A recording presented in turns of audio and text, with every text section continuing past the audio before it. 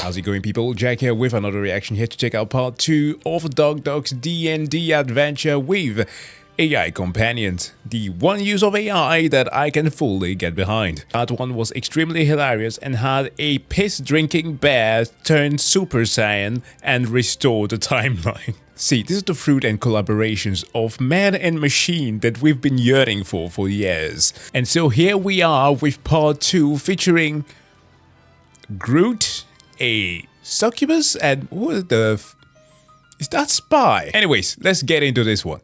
This is episode 2 of the AI Dungeons & Dragons Shrek. adventure, where 3 AI characters attempt to survive through 6 different scenarios and defeat the final boss of Twitch chat at the very... Oh, hold on a minute. This is Doug, meaning that I need to move my face. Few moments. Much better. top of the map. And this time, we created 3 absolutely deranged AI characters, including Spruce Lee, the living treant who wants to be an action movie star, and he talks like he's narrating a summer movie trailer. Yippee-ki-yay, motherfuckers. This summer, spruce yourself up because shit's about to get real fucking cinematic. Time to turn up the heat, motherfuckers. What a tree. I'd follow him to the ends of the earth, I would. Next up is Whimsy, a seductive succubus who charms her enemies with a sultry voice. Careful, Doug, or you might find yourself begging me for mercy. Oh my, okay. Or perhaps for something even more. Whoa. I feel like I might need to tone down Whimsy to be H with you guys. But she also transforms into an extremely annoying frog character whenever she takes damage. Time for a froggy hop rescue mission. I thought that was like a fasten seatbelt sign in a plane. This guy sucks. Everybody hates Whimsy. I don't actually know which version of Whimsy they like or hate. We love Whimsy. Well, hold on. Before you say that, listen to her literal first answer. She might suck, okay? Get ready for the We Hate Whimsy subreddit to pop off. r/We Love Whimsy. That's not real. Oh, no way. Of Holy course. Shit, it's of Whimsy. course. I can't wait for Whimsy to die, like, immediately in the campaign. Shit. The thing that big streamers manage to achieve in such a short time, when you have a dedicated following of people who will immediately make a Reddit thread featuring you in. Huh. I wonder what would happen with me in the future. Hey, I'm not in a rush. Whenever people make a Reddit thread about you, it's never truly a sign of success. And finally, we have Napoleon Bonaparte. This is literally just the guy from France who got teleported into Dungeons and Dragons somehow, and now he's pissed off at the British. No way. Qu'est-ce que la fuck, Doug, you British-loving bastard. Jesus Christ. And with our 3 Okay, sorry. I'm gonna love this. I am absolutely going to love this. This is made for me. Qu'est-ce que le fuck? Holy shit. This is literally pre-teen me when I had to learn Danish and I had to understand how the orthography and just the speech had 0 sense, because in this language, things are just said the way that they are. Rules are almost non-existent here. So expressing a very apt qu'est-ce que le fuck is perfect. characters created, we are ready to begin. And like the previous D&D videos, this is a simplified version of Dungeons & Dragons. But the key thing is that if any character loses all 3 of their hearts, they are permanently dead for the rest of the campaign. Yes, this is permadeath. All right, let's start the adventure. For months now, the land of Dougtopia has been stuck in a repetitive time loop. Each week, this world completely resets. Everything repeats itself over and over, week after week, even after it gets really boring and it's not funny anymore. Who would do such a thing? Who would find such repetitiveness in the land entertaining? Eager to stop the loop, 3 adventurers agreed to work with the great wizard Doug. The wizard with a full head of hair walks forward to the 3 of you and says, "Adventurers, I am the wizard Doug. Look at my full head of hair." And you admire and notice how there is a lot of hair on the top of his head. It looks like he drew it on, actually, before the stream started. But anyways, he says, "Through great research, I think I may have found the culprit of this dastardly time loop that we've all been stuck in. The creator of the loop is none other than Twitch chat." Which makes sense, because they're the only ones in this whole land who thinks repeating the same joke over and over is funny. And you can very faintly hear somebody in the far distance to the north yelling, "Oh, Doug's bold. Doug is bold." Followed by a lot of people saying, "Omega lol, true." Doug the Wizard continues. But fortunately, I have a plan. I believe this time loop can be broken if you travel north and defeat Twitch chat and their source of power at the Obsidian Peak. And there's a big dramatic boom. It will be treacherous, Doug continues. But I believe that only you can do it. Please, adventurers, will you travel north and free us from the time loop? I've said this before, but I will reiterate it again. The divine boom is going to outlast every single one of us. The heat death of the universe will occur, and that sound will reverberate through time and space. I promise you. In a world where time loops fuck shit up, 3 unlikely heroes step forth to save the day, led by the most badass fucking tree you've ever seen. Spruce Lee dramatically shakes his lush foliage, sending owls fluttering into the air for maximum cinematic effect. Wow. Napoleon Whimsy, get your asses on set. It's tree time, motherfuckers. Cinema. Okay, Cinema. I fucking love Spruce Lee. And now let's hear from Whimsy. Oh, stopping Twitch chat sounds sinfully delightful, Doug. Purrs, hot whimsy. Okay, I tried. Okay, with the Bayonetta music playing in the background. That's fitting. Turn down the Sauntering sexiness. seductively toward the wizard, tracing a finger along his poorly drawn hair. It's real hair. I do love breaking things, especially loops and hearts. So count me in, darling. Let's make some chaos. Okay, and is Napoleon Bonaparte in? Or does he just, like, leave and go back to France? I don't know. Ah, Doug, you hairy batard. You expect me, the greatest fucking tactician in Francais histoire, to waste my time fighting these ridiculous Twitch chat British wannabes. Wait, he's not gonna come? Generals, we're going north to crush these repetitive idiots faster than Wellington stole Waterloo from me. Napoleon grabs a nearby quill, scribbles Doug est bald on the wizard's forehead, and marches confidently north. Wow. Fuck, man. Napoleon. Doug est bald. Omega also. Doge bold. And now that the team has committed, it is time for the adventure of a lifetime. You travel north out of the Wizard's Tower and head out onto the open road towards the beginning of your campaign. Adventurers, we are now looking at the map. You stand at the far south of these lands, and to the far north is the infamous Obsidian Peak. But to travel there, you will have to cross many caverns and crevices. In front of you, the road splits into 3 different paths. Each looks somewhat treacherous, but from here you can't tell which would be advantageous. Napoleon Bonaparte, do you have a sense of where the party should head? Bien sûr, mes stupide général. The middle path is obviously the correct tactic. Okay, they're no moving enemy up north expects a in the frontal middle. Francais assault because they're all cowardly tea-sipping British bastards. Napoleon immediately kicks over a conveniently placed road sign, quietly rewrites Napoleon's victory route on it, and arrogantly marches forward, muttering about how fucking tall he is and how no anal beads in Britain could stop him now. I beg your pardon? Where did that come into the history books? I've heard of Napoleon being extremely petty. I've heard about him having a height complex. I've even heard some mention that he was pretty freaking good with a fixie. But we need some scholars up in this shit. Vive la fucking France!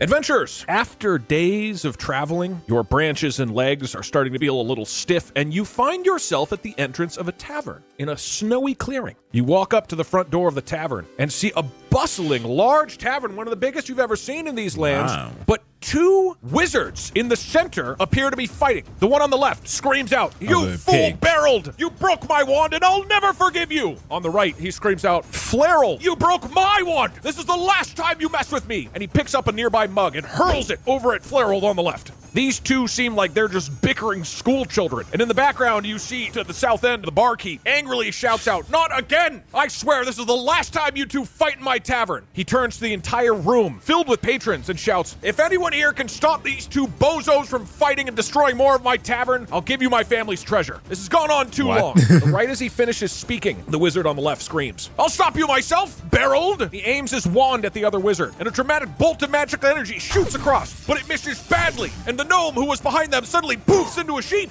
The sheep baws pathetically. The wizard on the right looks back furiously and raises his wand. Patrons all around look on nervously. What do you choose to do? We will start with you, Spruce Lee. Now it's Spruce Lee's turn. He's a giant living action movie tree, and he's got a variety of moves that he can use once per day, including Director's Cut, which slashes an enemy with his branches, Arnold Throw, which hurls someone across the room, and Owl Attack, where he sends the owls that are living in his branches for some reason to harass his enemies.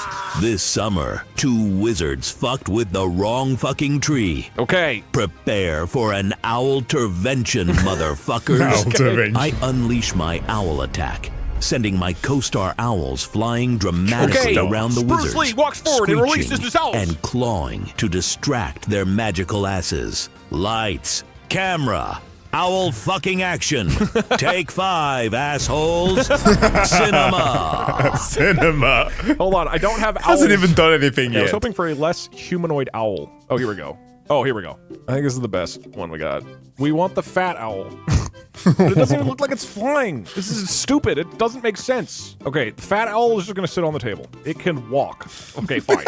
Spruce Lee, you step forward and you send out your magical owls that infest your branches. They fly forward, 2 of them harassing Flarold and 2 of them harassing Barreled. Now, your owls normally just distract rather than really doing damage, but if you roll quite well, they also get some damage, and if you're 15 or above, Wow, 16. So the owls rush forward and start pecking Barrel and Flareal in the eyes. They go, oh, god damn it! Both of them take a damage, although you can see that they are powerful wizards, and they are still alive and kicking. That being said, Barreled over here on the right, while the owls are attacking, whips out his wand, tries to aim it dramatically at them, and completely misses. And you see, over at the back wall, a piano burst into flame as the fire spell misses. The nearby bar patrons look a little bit terrified. We're all gonna die. Not again. I didn't want to start with fire right away, but there's a chance that the wizard was gonna miss his shots, and you put fucking owls on him. I feel like it's not my fault. Whimsy, what do you choose to do? Next up, it's Whimsy's turn. Currently, she is in succubus form, but again, the instant she takes any damage, she will transform into the annoying frog version. Her daily moves include Mega Jump to fly or jump through the air. She has a powerful dance that can heal an ally, and Charm, which will seduce an enemy and force them to follow her orders. Oh, boys, let's put your little wands away. There's only room for one fiery enchantress here. Oh my. Hot Whimsy croons seductively, striding sensually toward the flames, she's and going dramatically using her breakdance move to spin kick a nearby keg of ale toward the burning piano. What? Wouldn't that... Chaos makes me so deliciously so. warm. Wouldn't that make it worse? Break all right, dancing. Whimsy, you run up to a barrel of ale and try to breakdance kick it towards the flames. If you That's roll 12 or amazing. above, you'll get it. God Okay? damn. This feels unnecessary. Whimsy, with powerful legs, successfully kick the barrel of ale all the way over to the fire. Hey, we did mention Bayonetta before. That's a move that she literally will do. Extremely extra, but hey, that's what characters that make use of their sex appeal tend to do. Absolutely explodes! It grows 5 times as large. Suddenly the entire right corner of the tavern is aflame. Why? The sheep that was there is running and screaming, and some of its wool is being singed. The bartender at the south screams out, "Stop that! Can't anybody put out the flames? Please, wizards, save my bar!" Napoleon, you are up. And now It's ale. What? Listen. Is it one of those cases where, to justify why the drinks of old was so powerful and make even the most seasoned of adventurers say Excelsior, is that the ale was actually distilled with methanol? Is this what we're talking about here? Because this doesn't make sense. Napoleon Bonaparte's turn, and he's got a few special daily moves too. He's got an ornate flintlock pistol that he can fire once per day. He can temporarily summon 3 soldiers from his grand armée. And lastly, he can try to cheat by using his vibrating anal beads. Not actually clear what that means in the game. Oh, okay. We are going back to the chess days. But come on, seriously. Hey, Jarvis. Vibrate the anal beads. Yet. Ale is not flammable. This is magic ale. Thank you. This is the one part that's been unrealistic to you guys. Sheeps aren't flammable. If you put a sheep, look, this is a magical land and you are upset that— Mad. General, you call this goddamn strategy? It's worse than a British tea party at Waterloo. Okay, I told him to not mention Waterloo that arrogantly much. jumps onto a nearby table, Okay, dramatically waving his hat. Okay. And uses "Rally the troops," shouting, "Listen up, you pathetic baguette-dropping cowards! I conquered Europe single-handedly, and no flaming fucking piano or wizardly anal beads will stop us from victory. Vive la France. Wow. Is this man complaining about his enemies acting like the kid from Toy Story, literally dropping his toys, but instead like baguettes? Extremely sad. And he's so furious that he clenches his fist 10 times harder than Arthur.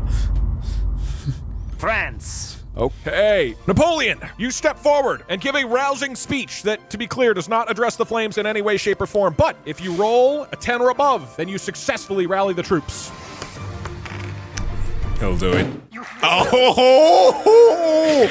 Napoleon! Well, you made rolled it a worse. 1. Your speech is so bad that the nearby owls actually stop and fly away from the wizards because they're horrified to be associated with you. Even the little fat one that Twitch chat likes Rolls wanders away. away. It looks like the flames even got louder from that.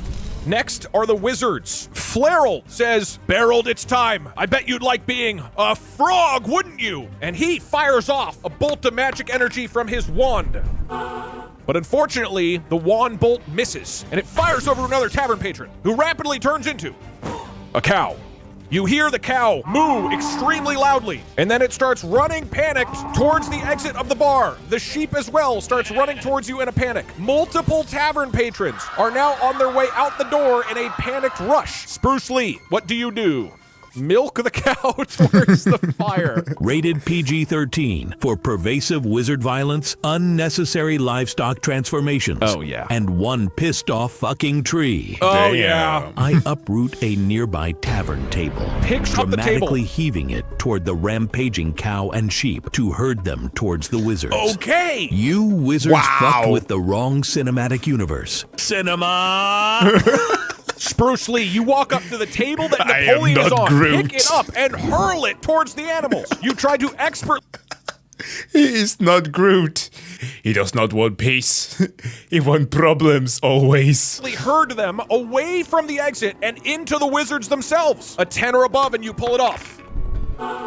Unfortunately, the throw isn't accurate enough. It misses the cow and the sheep, but Napoleon also flies across the room and his head slams into a table on the other end. Napoleon, you are now slightly dazed for the next turn. Whimsy, what do you choose to do? You have successfully annoyed the cow's annoyed.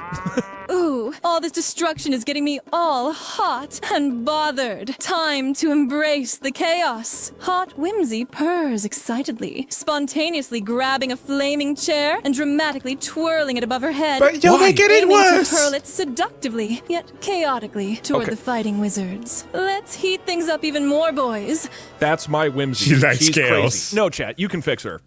Okay, Whimsy, you walk to a nearby table, pick up a chair, intentionally set it aflame on the nearby fires that are spreading, and attempt to hurl it over at the left wizard, Flairel. And unfortunately, you miss completely, throwing a flaming chair which hits one of the owls from Spruce Lee, who starts flying around in a panic while on fire. Hashtag that's our team. Yeah, they're not doing great. I'm gonna be FR with you guys. Doug, please spare the owl. They can save the owl if they want. At least it wasn't the fat one. So you guys don't give a shit about the other three, huh? W Fat Owlbert. Well, he can roll with that fat. So essentially, it is exercising the first maneuver that you're supposed to do when you're on fire. Okay, I forget whose turn it is, whatever. The right wizard lifts up his wand, and you notice the wand appears to be cracked. Something is clearly wrong with it. But he shouts out, "You're the one who broke my wand, aren't you, Flairel? I know it was you!" And he fires a bolt of magical energy at Flairel. Let's see if it hits. Unfortunately, it misses, and the bolt flies past you and hits the door. Meanwhile, more tavern patrons are running past you towards the exit. The cow and sheep are continuing to panic through the room. Patrons are running, but the tavern barkeep grabs a nearby cask of water, runs up north, and attempts to throw it on the flames of what he considers to be the source of it, the piano. Let's see if he can pull that off.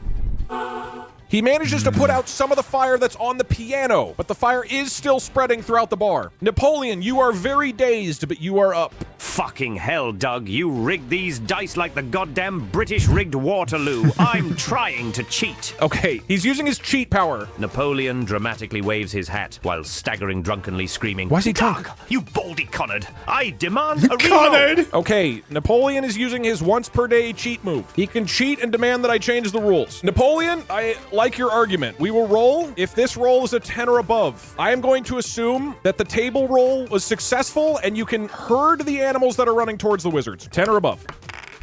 And it's a 5. Napoleon, even while cheating, you have no chance, but you are kind of moved out of your stun lock. Anything else you want to say or shout before your turn ends? Doug, you worthless British sympathizing baguette! I've seen better rolls from Wellington's anal beads collection. Really with the Generals, remind me to blame you later for this clusterfuck worse than Waterloo. He's contributed absolutely nothing. Napoleon angrily kicks a nearby mug of ale across the room, scowling furiously. Starts just kicking stuff.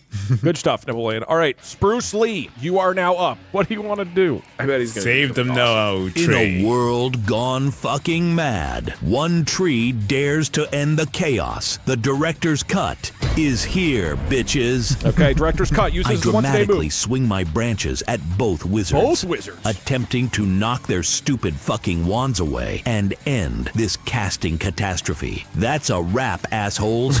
Cinema. Okay, hold off on the cinema spam until he's done with his move. You can't say cinema before we even know what cinematic thing is going to happen. Also, I give it 30 minutes before we're really tired of Spruce Lee. Spruce Lee, you lunge forward and use director's cut to swing your massive branches and attempt to hit both wizards. We'll first see if you hit Flareral, the one in front of you. 10 or above and you hit him.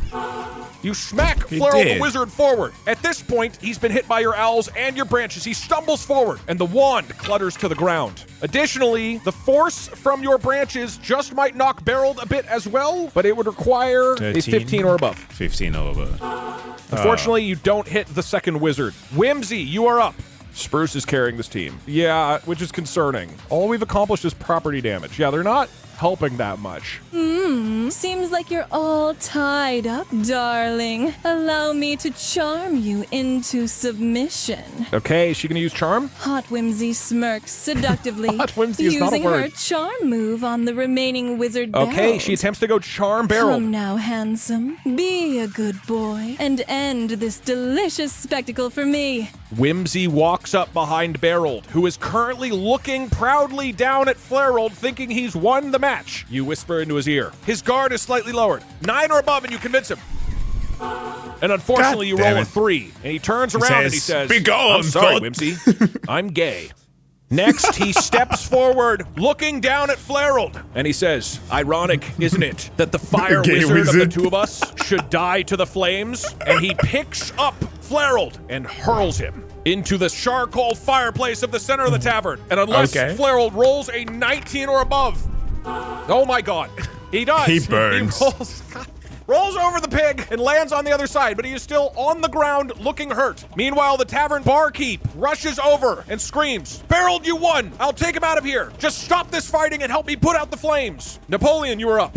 Pathetic Genero. Watching your strategy fail is more disappointing than British cuisine. I'll handle this myself. Napoleon arrogantly pulls out his ornate flintlock pistol and uses pistol fire at Okay, Barrel, that's his screaming once a day. dramatically, Eat lead, wand-waving connard! This is how we do it in fucking France! Okay, Napoleon walks forward and points a pistol at the back of your head, and then he fires. 9 or above and he hits. Normally, the flintlock pistol isn't that powerful, but between the owls, the fire, and most of all, thinking that he's victorious over his arch nemesis Flareald, Barrel doesn't suspect a thing, as his brains are fucking splattered all over the fireplace. Barrel collapses in a heap, broken, bloodied, and bruised. The barkeep turns to you and says, "Oh my god, is that a gun? I've only heard of those in Legend. I think they only get one shot per every 24 hours, according to the game rules. Anyways, this wizard won't be much of a threat on his own without that god-awful rivalry going on. I should be okay to take care of him myself, and the rest of you can leave. I guess you can have some ale if you want before you go." All right, the bar's still on fire. Fortunately, while the fire is still spreading, the barkeep runs to attend to it. The chef comes from out of the kitchen and help him as well. Looks like the flames should be under control. Most of the patrons running away are looking back. It seems like the worst of it is maybe over, and probably the sheep and the cow will turn back to normal in just a little bit. Seems like everything's happy and normal when suddenly the front door bursts open. Another wizard kicks his way into the room, and he cackles maniacally. "Yes, it is I, Gerald! Finally, those two nitwits are done with. I can take the wands for myself." And he runs forward, and he grabs Blairald's wand, holds it up in the sky, and looks like he's about to do something sinister. Whimsy, you can catch what's happening. You have just a few seconds to stop something or interrupt him, or not. What do you choose to do? Not Gerald. Oh, darling Gerald, you do know how to make an entrance. Okay. But let me show you how a true villain steals the spotlight. Hot Whimsy coos seductively, launching into a sultry, bad jokes performance aimed directly at Gerald. This does not feel like the right time. Why did the wizard bring a ladder to the bar? Because the drinks were on the house. Feel that delicious cringe, dear. Whimsy, appreciate what you're trying to do here. The power of Unfortunately, cringe. this wizard is clearly not interested in listening to jokes right now. So it's going to be pretty hard to pull this off. 15 or above, and your joke will do psychic damage. The wizard looks at you, and he says, "That joke was bad." Anyways, he points his wand up into the sky, cackles maniacally. A glow starts to emanate, and he tries to cast Mass Polymorph. But unbeknownst to him, the wand is still broken. He needs a 14 or above for this to work. God damn. Gerald's not eyes 20. cackle with magical energy. Everybody's- As energies begin shooting around the room, bouncing through each one of the patrons, animals, owls, and trees, as every person in the room suddenly transforms into frogs. Someone said she's even hotter. Gerald laughs maniacally. "I'll be the greatest wizard in this city from now on," and starts running towards the door. But behind you, those flames that were being put out are now starting to spread. You see one of the frogs being licked by the flames as it tries to hop out. Immediately, the other tavern patrons start hopping in frog form towards the door, but they're moving quite slowly. Adventurers, you are now in a precarious situation. The flames are starting to spread. What do you choose to do? Merde absolue. General! Leave it to you idiots to fuck up so badly I'm licking my own delicious jams. Très ironique. Napoleon Frog arrogantly hops toward the exit, all right. Start furiously croaking tends to obscenities jump. and blaming the Hop, British for hop. this amphibious disgrace. Always You roll a 9. blame the You British. manage to hop about halfway to the door. Spruce Lee, you are up next. In a world where frogs and flames threaten to fuck up his big screen debut, one badass amphibious tree hops to glory. Okay. It's hopping cinematic. Okay, hold your cinema. I leap dramatically onto the nearest non-burning table, Okay, that is cinematic. avoiding the spreading flames, Okay. and rally my frog co-stars with an inspiring croaking roar. Okay. Hop for your fucking lives, amphibious actors. This blockbuster ain't over yet. Cinema. You know what? I like that. Spruce Lee, instead of running for the exit, you jump onto a table and you shout out a rousing speech. Just maybe it'll motivate them to hurry up. 10 or above and it works. Unfortunately, they're all frogs, and so they're kind of just worried about getting out, and they don't really care. Oh, also, Fat Albert, let's see if he manages to get out. 9 or above. Damn. Okay, Fat Albert successfully hops out of the tavern. Whimsy, what do you do? Whee! Time to jumpy like a silly froggy poo, shrieks Frog Whimsy obnoxiously, activating the mega jump ability to leap insanely high toward the exit. Good call. Wildly flailing limbs midair. Out of my way, friends. Okay. It's Froggy Whimsy time. Now, Whimsy uses one of her frog form abilities, which makes sense. You attempt to leap across the entire tavern over Gerald's head. Gerald. 6 or above, and you succeed. With an 18, you jump across the entire tavern and make it out to the front exit. Congratulations, Whimsy. Behind you, you see various frog patrons who have been transformed running towards you. Most of them seem to be fine. The sheep and the cow who weren't transformed, they're also running, and some of them are in danger of being run over by the trampling livestock. Uh-oh. One of the frog patrons, you hear a dramatic squish as the cow steps onto it while hurrying towards the door. Gerald sees this and laughs and says, "Out of my way, frogs!" while continuing to run towards the door. Napoleon Frog, you are up. Hop faster, you pathetic amphibious fucks! Napoleon Frog arrogantly attempts to strategically leap onto the fleeing Gerald's leg, croaking insults and furiously biting at his ankle to slow him down. Taste la wrath française, you wand-waving bastard! Okay, total redemption here if he pulls this off. You hit a 19. As you lunge forward, you nip him right on the legs. Gerald screeches. He trips, falls forward, and slams down onto the ground. The wand clatters to the floor. Spruce Lee, you're up. This summer, evil hits the fucking floor. Time for a hopping Arnold throw, amphibious edition. I leap heroically, grabbing Frog Napoleon and hurling him dramatically through the exit. Why? Aiming to get my co-star safely out of this flaming clusterfuck. Why? No frog left behind, motherfuckers. No frogs left Cinema. behind. I like Are that you Spruce kidding Lee me? cares for his party. Like a goddamn action movie hero, Spruce Lee lunges forward and uses his massive Arnold No throw frogs to left grab behind. Napoleon and hurl him safely through the front door. With Gerald on the floor, this should be easier. 10 or above and it works. Oh, Unfortunately, you only roll a 3. You hurl Napoleon towards the front door and he slams into the wall, falling onto the ground in a stunned move. Behind you, you are noticing that the flames are continuing to spread towards the remainder of the tavern. And the God, frog they are the body of Old worst. Flarold is sadly caught amongst the flames. Why are you defacing for Flarold? That guy sucked. Whimsy, you are at the front door. What do you do? Whee! Time for Froggy Rescue Dance. She can heal. Whimsy is the healer. Shrieks Frog Whimsy, hopping and twirling chaotically into a silly dance move aimed at healing and helping Napoleon recover. Okay, might actually do something helpful. Nobody squishes my adorable froggy friend. Jumps up and Let's starts boogie breakdancing next to Napoleon. 11 or above, and it succeeds, and Napoleon is healed. God Unfortunately, damn it. your dance This is the worst party. unpracticed and difficult to coordinate as a literal frog. You just kind of smudge around on the ground a little bit. Meanwhile, the cow runs towards the front door. Frogs are running towards the front door. As Gerald attempts to pick himself up from Napoleon's attack, the sheep also runs by directly in the path where he was standing.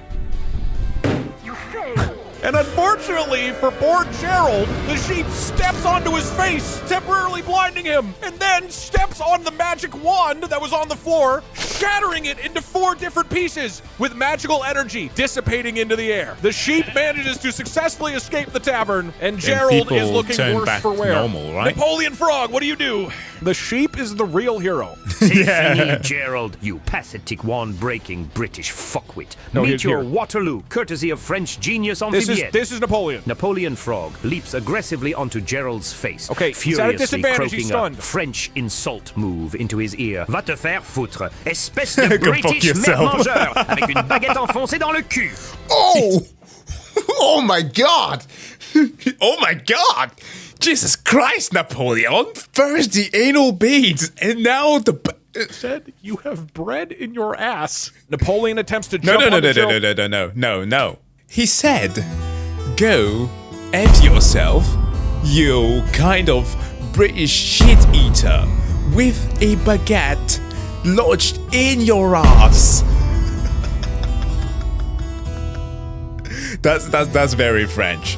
Gotta admit it, that is very French. He said you have bread in your ass. Napoleon attempts to jump onto Gerald. Unfortunately, he is a little bit confused right now and stunned from being thrown at the wall by Spruce Lee Frog. So you're gonna have to roll a 14 or above for this to work. Napoleon, you land atop Gerald, confusing him even more, but he doesn't appear to be hurt by your attack. Spruce Lee! In a world where frogs fight wizards, one fucking amphibious legend makes the ultimate heroic leap for cinema. I knew he wouldn't just go for the exit. I I dramatically knew he leap wouldn't. onto the cow's back, using it as a majestic cinematic steed, Why? riding triumphantly out the flaming tavern door. Hey! Time to movie the fuck out, Never mind, motherfuckers. he does leave. Cinema. Does. Okay, the cow is Ground already on the way exit. out. That's easy to do. 5 or above, and that works. Hey. Okay, and you Come roll a on. 3. And as awesome as it looks, Spruce, as you jump towards the cow, you misjudge, fall off, and get kicked by one of the cow hooves as he runs out the door. And you notice, as you look up at the cow running out the Flaming Tavern, that the cow looks so cool right now.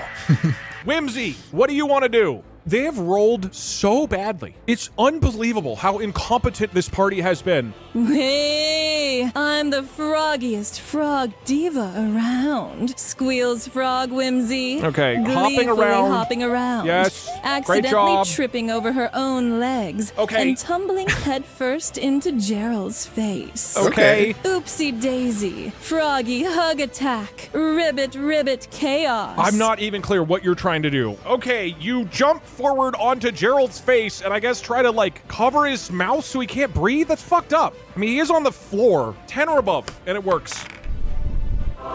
Finally. He died. Whimsy, you feel in midair that this is... Does it count as autoerotic asphyxiation? I mean, come on. Attack is going to be the most successful thing you've ever done in your life. What specifically do you do to this wizard? Whatever you want, let me know. Ribbit chaos, baby. Frog Whimsy shrieks Venting in his mouth, obnoxiously. of course. Oh, God. Accidentally landing bottom first onto Gerald's mouth and smothering him with her froggy derriere. Oopsie doopsie, froggy booty attack. Naughty night, wizard boy. Night, wizard boy. And with a leap, Whimsy Frog jumps into Gerald's mouth. Can you imagine for a second The Princess and the Frog, that movie, being remade with this ending? Are you ready? Freaking frog poisoning the voodoo man with her froggy derriere. Shoving her ass so far down his larynx that he cannot breathe, until slowly, the choking, vibrating body of Gerald ceases to move. Congratulations, party. You have defeated the wizards in disgusting fashion. The flames behind you are Truly. still growing.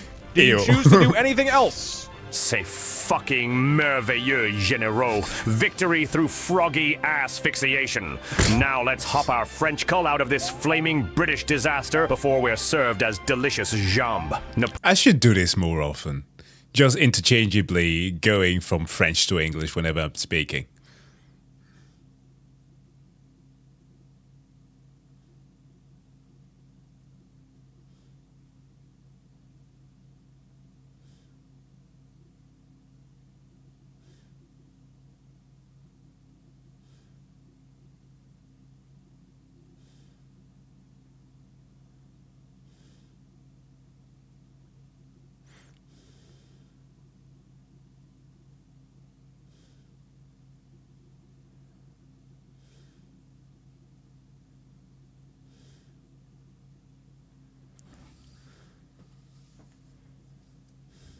Napoleon arrogantly croaks loudly and hops triumphantly toward the exit, smugly declaring, France 1, Wizards and Britain 0. You're not. As far as you're aware, the wizards are not from Britain. Napoleon, you successfully exit the tavern. Bruce Lee, you're up. Anything you want to do? This summer, one frog tree escapes the fiery wrath of a bar gone fucking wild. And the Time for a flames badass continue to slow-motion exit. That bar burned I down. leap heroically motion. toward the door, dramatically silhouetted by flames, croaking epically as my tiny frog Okay. limbs propel me forward. That's a wrap. Burning Tavern. You just got hopped the fuck out. Okay, that was cinema. That was a good Cinema. ending. That was a good ending, I'll admit it. Spruce Lee, you very cinematically jump out the front door of the burning tavern. Whimsy, you now stand over the dead body of Gerald. The flames are right nearby. Everybody else has escaped from the tavern. What do you do? Whee! Mission accomplished. Now for the grand finale. Frog Whimsy shrieks joyfully, accidentally tripping backward and tumbling comically Wow. out of the Okay, so tavern she door. trips and then The artist is going to render this, Oopsie-doopsie. right? Okay, you I'm the queen of froggy Just like last time. escapes. Ribbit chaos. 3 or above, and you get out. I'm trying to give this to you, Whimsy. Okay, thank God. Whimsy, you successfully back hop out the door for some goddamn reason, and that means as the three of you walk away from the tavern out into the wilderness, watching the flames envelop the building behind you, you just beat encounter number 1. Congratulations! Absolutely. Ew. I did link the artist from who made the thumbnail last time in the description below. They are amazing. Please check them out. This is so good. Lipping out of his mouth. Oh, God. It's not clear to your party whether you actually accomplished anything of value here, and you certainly didn't get the barkeep's treasure. But after a few hours out in the wilderness, you find that your bodies return to normal, and once again, you are out on the road, traveling north to Obsidian Peak. Which direction do you choose to travel next? Fat Albert had better come too. He's part of Spruce Lee. Wait, we should make a Wait, has anybody made a Reddit? We love Fat Albert. This does exist. Who made this? This is a new spot for the fan art. Ooh, let's take the rocky path. All right. Danger excites And me, the three. darlings. Travel north. Hers hot whimsy seductively, flicking her hair back dramatically. The harder things get, the better I perform. Okay, all right. If Okay. you catch Yes, my no, I Yeah, did we- catch the we meme. get it, Yes, we get was it. Quite obvious, thank you. Doug, has any tavern survived denied D&D yet? Or any of your D&D for that matter? Well, yeah, the last one did. The one with the vampires. They actually managed to defeat them without too much damage. They did create a barricade, but it wasn't exactly damaging the furniture too much. I don't know. We always just burn everybody to the ground, dude. These poor people. Look, here's the deal. Yes, these guys are psychotic. Yes, they burnt down a tavern immediately. That's not the intention that will happen all the time, okay? There's a lot of other stuff that could happen in there. This might be the stupidest party we've made, dude. The owls did more damage than almost any of the characters. Here we go. After another 14 hours of travel, hungry and tired, you see a castle off in the distance. And as the three of you approach the castle walls, a guard runs up to you through one of the exterior hallways. "Adventurers!" he shouts out. "The king requests all travelers in this area visit him in his throne room." And the guard escorts you up north. You enter a grand royal hall. The guard steps to the side, and the three of you walk forward to see an eloquently dressed king sitting on a throne. His beautiful queen wife standing next to him. A court jester maybe in the corner, as well as several very fearsome, intimidating-looking guards. As you walk up, the king speaks out, "Adventurers, I have been looking for somebody who can do me a great service. My wife, beautiful Twitch China, hasn't laughed for weeks, ever since her favorite jester went bald. So I had him killed. And the most recent jester also couldn't make her laugh, so I had him killed too. This new jester also hasn't made her laugh yet. He's only got a few more minutes. Please, adventurers, isn't there anything you could do to make her laugh?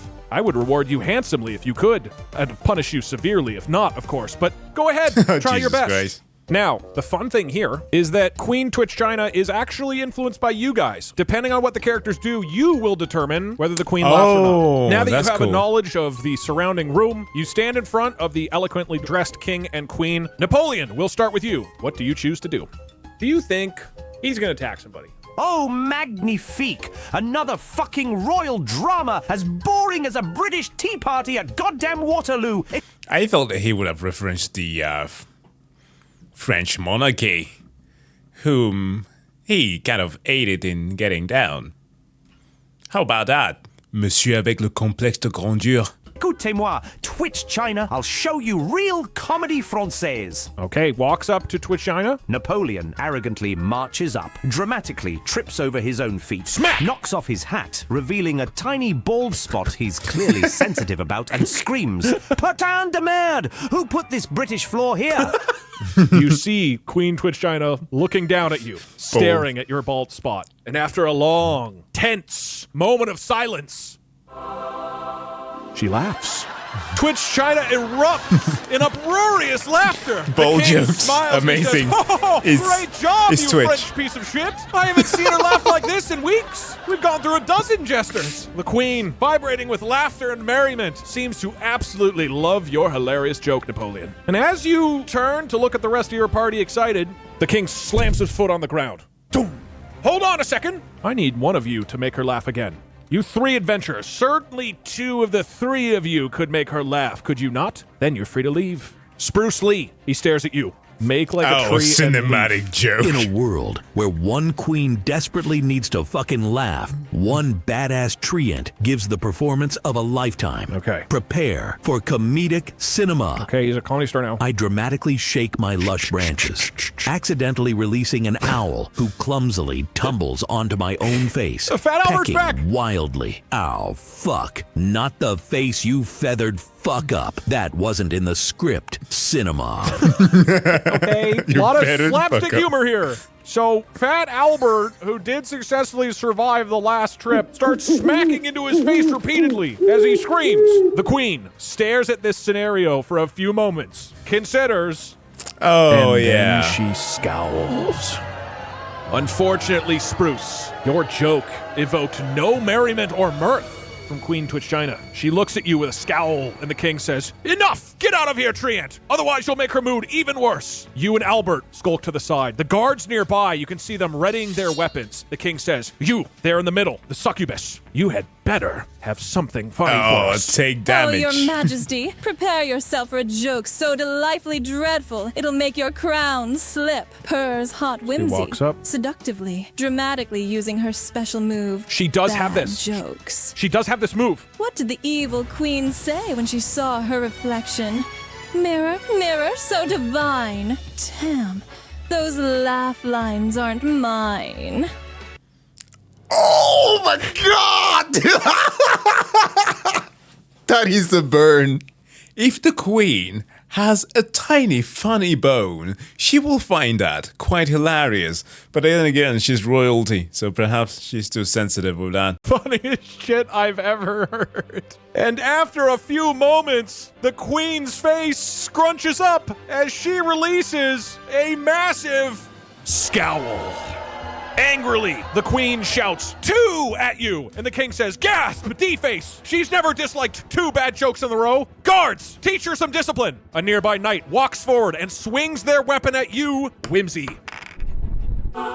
You manage to jump out of the way. Another guard walks up, crossbow aimed, fires a bolt at you, Whimsy. The crossbow bolt connects into your body, Whimsy, knocking you down to just 2 hearts. Oof. And suddenly, you hear circus music blaring throughout the courtroom as in front of your very eyes, the beautiful succubus transforms into a goofy clown frog. The queen and king look at you shocked. The knights jump back. "What is this?" the king says. "Who are you? Are you that succubus from before? Do you have something funny to say?" Whee! Time for a riveting joke. I told you this guy Highnessness, sucks. Shrieks Frog Whimsy, excitedly hopping around in circles before tripping dramatically and knocking over a suit of armor, Okay, knock. causing an accidental chain reaction of Okay. falling guards. Oh, he falls. Falling guards. guards. Guess It's they didn't actually see that OP. froggy pun The guards coming. start collapsing over Chaos reigns supreme. as each one of them is knocked into each other from Whimsy's chaotic frog jumps. Queen Twitchina looks upon this. Whimsy's and too a powerful. smile erupts on her face. Queen Twitchina bursts out in laughter, squealing harder in delight than even the ball joke, which is somewhat surprising to me. The king Whimsy has that space clown D&D power. He's too powerful. also spreads a wide smile on his face. "Oh, adventurers! I don't know who you annoying frog creatures are, but you sure do know how to make my weird-ass wife laugh." And he smacks you happily on the back of the head. Wow. Adventurers, I owe you the world. Won't you take one of my treasures with you as you head out on your next adventure? The king gestures to his nearby jester, who walks forward with 3 precious-looking items. One of them he holds forth and says, "This is the Wand of Swaparoo. You can use this to instantly swap the positions of 2 objects or characters. You can use this once a day." Next, the jester brings out a vial of powder. "This is my Shrinkaroo powder. It will reduce the size of any object that you throw it on by 75% for a full hour." And finally, he claps, and a nearby guard brings over a pair of rusty-looking boots. And he says, "These are my boots of wall walking. If you wear them, you can walk on walls and ceilings for 10 minutes a day. And they're very fashionable. Adventurers, won't you take one of my precious treasures? Please." As he finishes talking, the 3 of you have a moment to decide which treasure you would like. I'll allow each of you to give your opinion on what you want. All right, I'm gonna do group talk. This is where I just let them speak, and we'll just see what happens. They're probably gonna start doing weird shit, but tentatively, they're just gonna start speaking. Écoutez-moi, généraux incompétents. The fucking wand of Swaparoo is obviously la meilleure option stratégique. Okay. Imagine swapping these British fuckwits right into our piège. What is a It's piège? génie Into a trap. française. Unlike your usual merde tactics. What is génie? Napoleon arrogantly crosses his arms, glaring fiercely at his good. teammates. Ooh, the shrinkaroo powder sounds deliciously chaotic. Think of all the mischief we can stir up. Tiny castles, tiny gods, tiny everything. Frog Whimsy squeals excitedly, bouncing up and Frog down Whimsy's the worst. uncontrollably. I hate him so much. Dink, dink. Let's make everything teeny weeny. Ding, ding. Style. This summer, one tree says fuck your tiny powder and dumbass wand. It's time for badass wall-walking Nike boots. Picture me dramatically strolling across ceilings, that would actually kicking be- cinematic ass from above. That would be really cinematic, I'm gonna be honest. I strike a heroic Wall-walking pose, tree. branches flexed dramatically. Just fucking do it, motherfuckers. Merde absolue, General! Your tactics suck worse than British cuisine. Fine! all want different- We'll take the goddamn wand. Oh. And if anyone Wait, complains, I'll swap your asses straight into a Wellington-style defeat. Vive la fucking France! Napoleon snatches the wand of Swaparoo arrogantly, Okay. flourishing it dramatically in front of the king. Okay. Napoleon, step forward before asking the others, and you grab the wand from the king, who smiles at you and says, I hope you enjoy the wand of Swaparoo. May it help you in the Battle of Waterloo. And he chuckles softly. And in the background, Queen That Twitch joke China, is she bad. hears that joke and says... Two. Ooh. She says that you're sleeping on the couch tonight.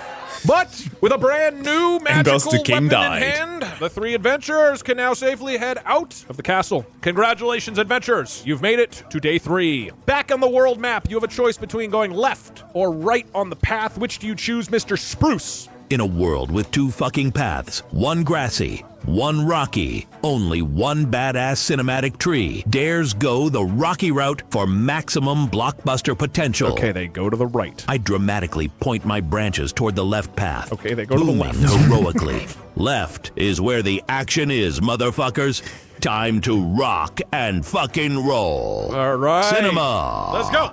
After another day of hard travel, you end up in a snowy overpass. As you make your way through the blizzarding storms, you see, amidst the fury of hail, a building up ahead. You see a sign that says Mountains Museum. You knock and step into a warm wooden hearth. And in front of you see a gigantic metallic golem. Upon seeing you, a light starts shining in its helmet and a deep voice booms out. Hello, honored guests. It's always a pleasure to show new guests the treasures of Mountains Museum. I am the curator, security guard, and manager of this museum. I haven't had a visitor since that one robber tried to steal one of the precious artifacts, and I squashed him like a bug. That's some Dishonored shit. You know, Dishonored 2, the Clockworks Mansion. It's a brutal one. I insist you stay here for a few weeks with me, and I'll show you the different items in my exhibit. Which would you like to see first? He gestures to the left, where you can see a hallway with doors. And then he gestures to the right. And he says, Some of my cursed artifacts are down there. What would you like to see first, adventurers? behind you, you hear the front door click as a small metallic lock snaps into place over the door, blocking your exit. Napoleon, what do you do? Locked us in, huh? Typical British fucking hospitality. Sounds like another goddamn Wellington trap. Napoleon arrogantly brandishes the wand of Swaparoo, dramatically points it at the locked metallic door and the giant golem curator, and shouts, "Buckle up, Generaux! Wait. I'm swapping these 2 Connards for a tactique française escape. What? Wait, he's swapping it with the door? Vive la fucking France! Wait, hold on. He could Yeah, technically you know what? do that. Fine. You step forward and you point your wand of Swaparoo at the golem. You shout out whatever you said in French, and suddenly you see that the giant golem, poof, appears where the doorframe was. The massive construct's body Stoke. is now jammed halfway into the doorframe. A deep metallic voice shrieks out, No! What is happening? in his place, there is now a door in the middle of the room. Now, Napoleon, since you initiated this, I'll let you follow up. To be clear, there is one entrance into this museum. It's no longer locked, but it is filled with a gigantic angry security golem. What exactly are you doing now? Oops, I accidentally triggered Whimsy. We from Frog Whimsy to the froggy rescue! Oh, no. Shrieks Frog Whimsy, enthusiastically bouncing forward and accidentally tripping into a chaotic breakdance. Okay, she starts towards the breakdancing. stuck Gollum, limbs flailing wildly. What? Ribbit Chaos spin attack! Watch out, Mr. Curator Roo! Okay, Whimsy, you spin breakdance kick at the Golem, which normally would not be likely to work because this thing is clearly extremely powerful. But because he's stuck and he can't really move right now, it only takes a 7 or above. And with a 17, your flailing limbs slam into the Golem. You hear a metallic clang as the whole Golem armor vibrates. You hear him yell out, "Oh!" He doesn't look too hurt after all. It looks like he could withstand quite a bit because he's a giant metallic Golem. But he is now lodged even more firmly in the door. The only part of his body that's free, by the way, is his right arm, which can swing just a little bit on the inside of the room. Sounds like that Baldur's Gate 3 Golem that you have to fight in the Forge. With the one manner in which you could defeat it easily was to have it knocked down by the massive anvil. Well, this time there's neither lava nor an anvil. How are they going to solve this? Bruce, what do you do? Fire time. Burn it down. In a world where metal golems fuck up a cinematic escape, No fire, please. one badass tree steps up to take out the fucking trash, director's cut style. Okay, that's kind of badass. I dramatically slash at the golem's free arm with my branches, Okay. aiming to disable the metallic fucker and secure our action-packed getaway. Okay, that's Consider smart. yourself pruned, motherfucker. Cinema. Okay, Bruce, you walk up with director's cut. Given that the Golem is immobile, you only need a 7 or above to connect this. And with a 15 roll, your giant, girthy branches slash out and rip the Golem's arm from his body. You watch as it crumples to the floor. The Golem shouts out, No, now I can't move. I also wasn't expecting this, so I don't have a good retort at all. there is now a small gap in the door frame. The Golem is still stuck and appears to be unable to move and seriously injured. Napoleon Bonaparte, you're up. I'm gonna be honest, I had cool things planned for this room, and he swapped him with a door.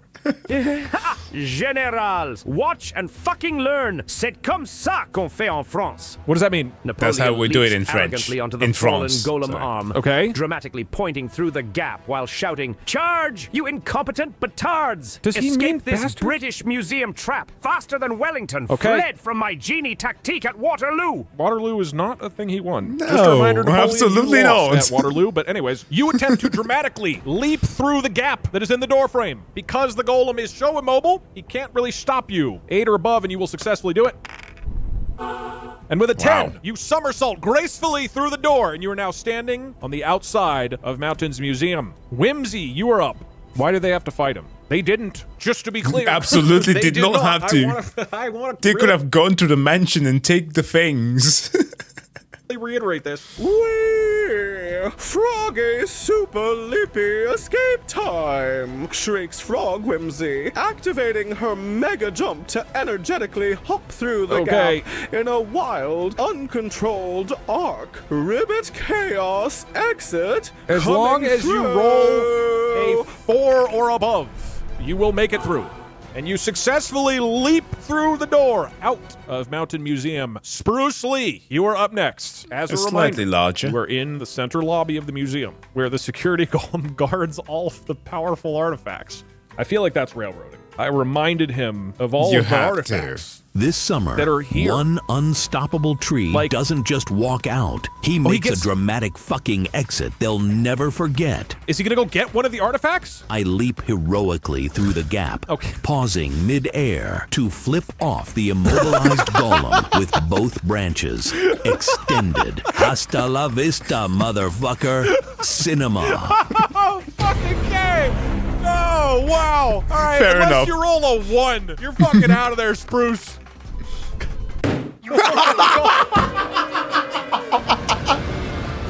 Wow. Wow. Spruce Lee, as you leap forward and somersault over the body of the golem, your 2 branches extend outward, but the golem smashes his head just a few inches forward, cramming your branches into his visor. He screams, If I'm going down, I'm taking you with me, Spruce.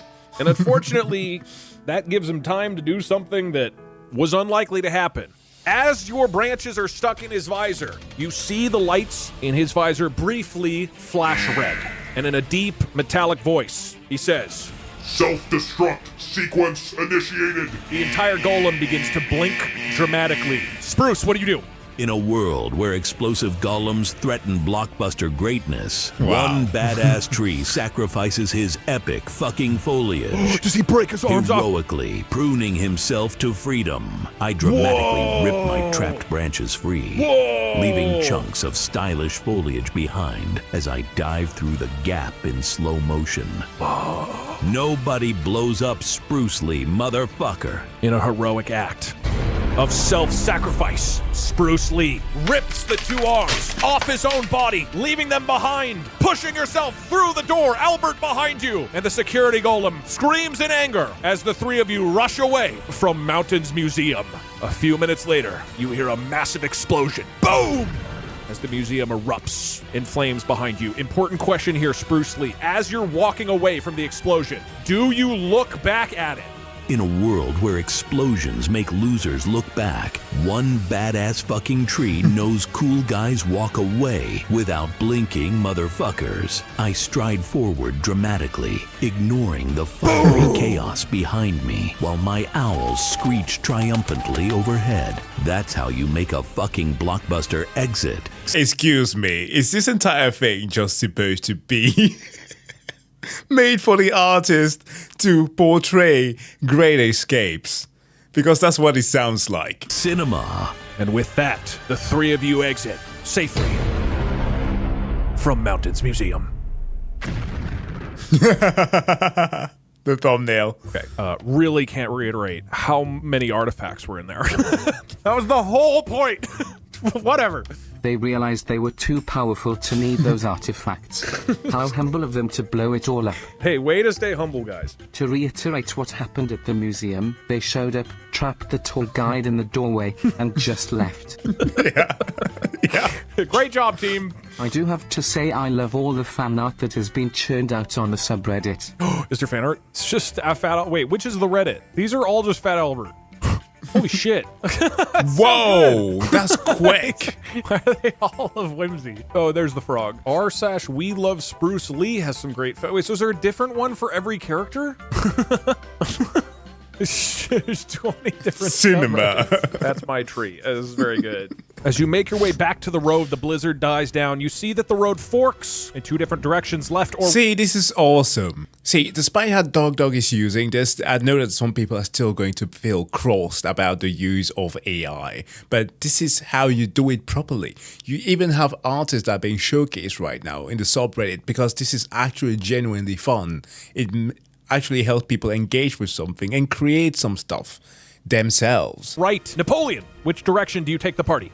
Écartez, généraux. Left is clearly the tactiquement superior path. They move Only left. British idiots would choose anything else. Right. Now march your incompetent asses forward before I lose my patience and start ranting about how fucking tall I am again. Fair. This scenario might introduce your new favorite character. Or you might despise him, I don't know. After another day of traveling, you find yourself crossing a dusty desert, until finally, alongside the road to the north, you see the entrance to a bustling-looking tavern. As you walk in the front doors into the main hallway, you see all sorts of characters around you. There's a fisherman, a walrus man, a bard in the corner singing songs for the group, a rather resentful-looking goblin. You can hear the smells of cooking wafting down the hallway, and weirdly, you see a zombie sitting alone on a stool. And the zombie immediately shambles over to you, and he says, "Please, friends, my name is Slob. I know most people don't accept my kind, but I promise I don't want to eat anybody's brains. All I want is to be an upstanding member of society. Look, I've been traveling for weeks. I've been trying to find a place to settle down ever since this curse overtook my body, but no one will talk to me. I can't settle down anywhere until I get a job. But no one here is even willing to have a conversation with me. The instant I walk up, they look away disgusted. If you three were to help out, you look strapping and trustworthy. Maybe you could convince someone here to employ me. Surely someone in this bar would give me a job if you vouched for me, please?" And he looks at you pleadingly. Whimsy, what do you do?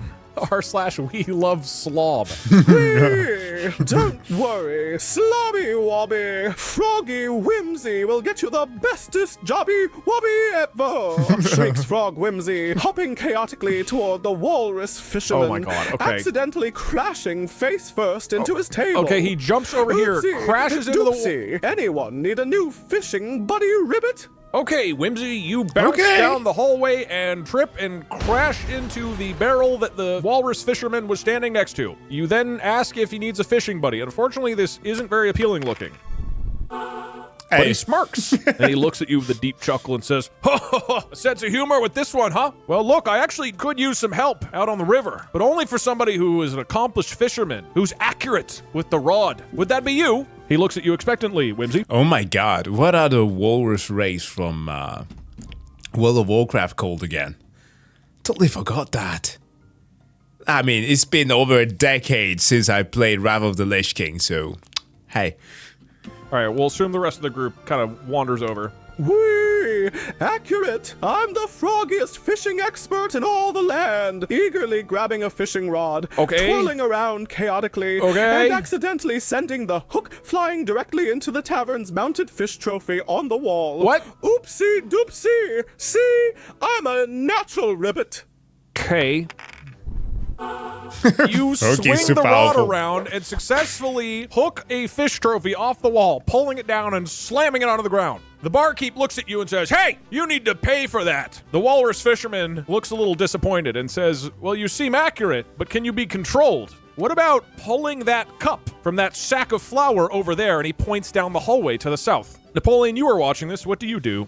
Slob has been forgotten. Yeah, no, Whimsy's just like applying for a fisherman's shop. That's not helpful. Merde, General. Watch moi fucking handle this. Napoleon arrogantly snatches the fishing rod from Whimsy, dramatically swings it, and attempts to precisely hook the cup from the sack of flour while shouting, this is how we fish en France, you incompetent amphibious bastard. Okay, great. Oh god, there's a candle there. If they roll really badly, then yes, things could happen. Napoleon Bonaparte. You walk up past Slob, who is, as a reminder, the zombie who asked you guys to get a job. You walk up, you grab the fishing rod, and you fling it towards the cup of flour. Okay. And unfortunately, the hook just barely misses the cup. And the walrus turns to you and says, oh, quite a good shot there. Are you used to firing artillery somewhere? He seems impressed, but not too impressed. Spruce Lee, what do you do?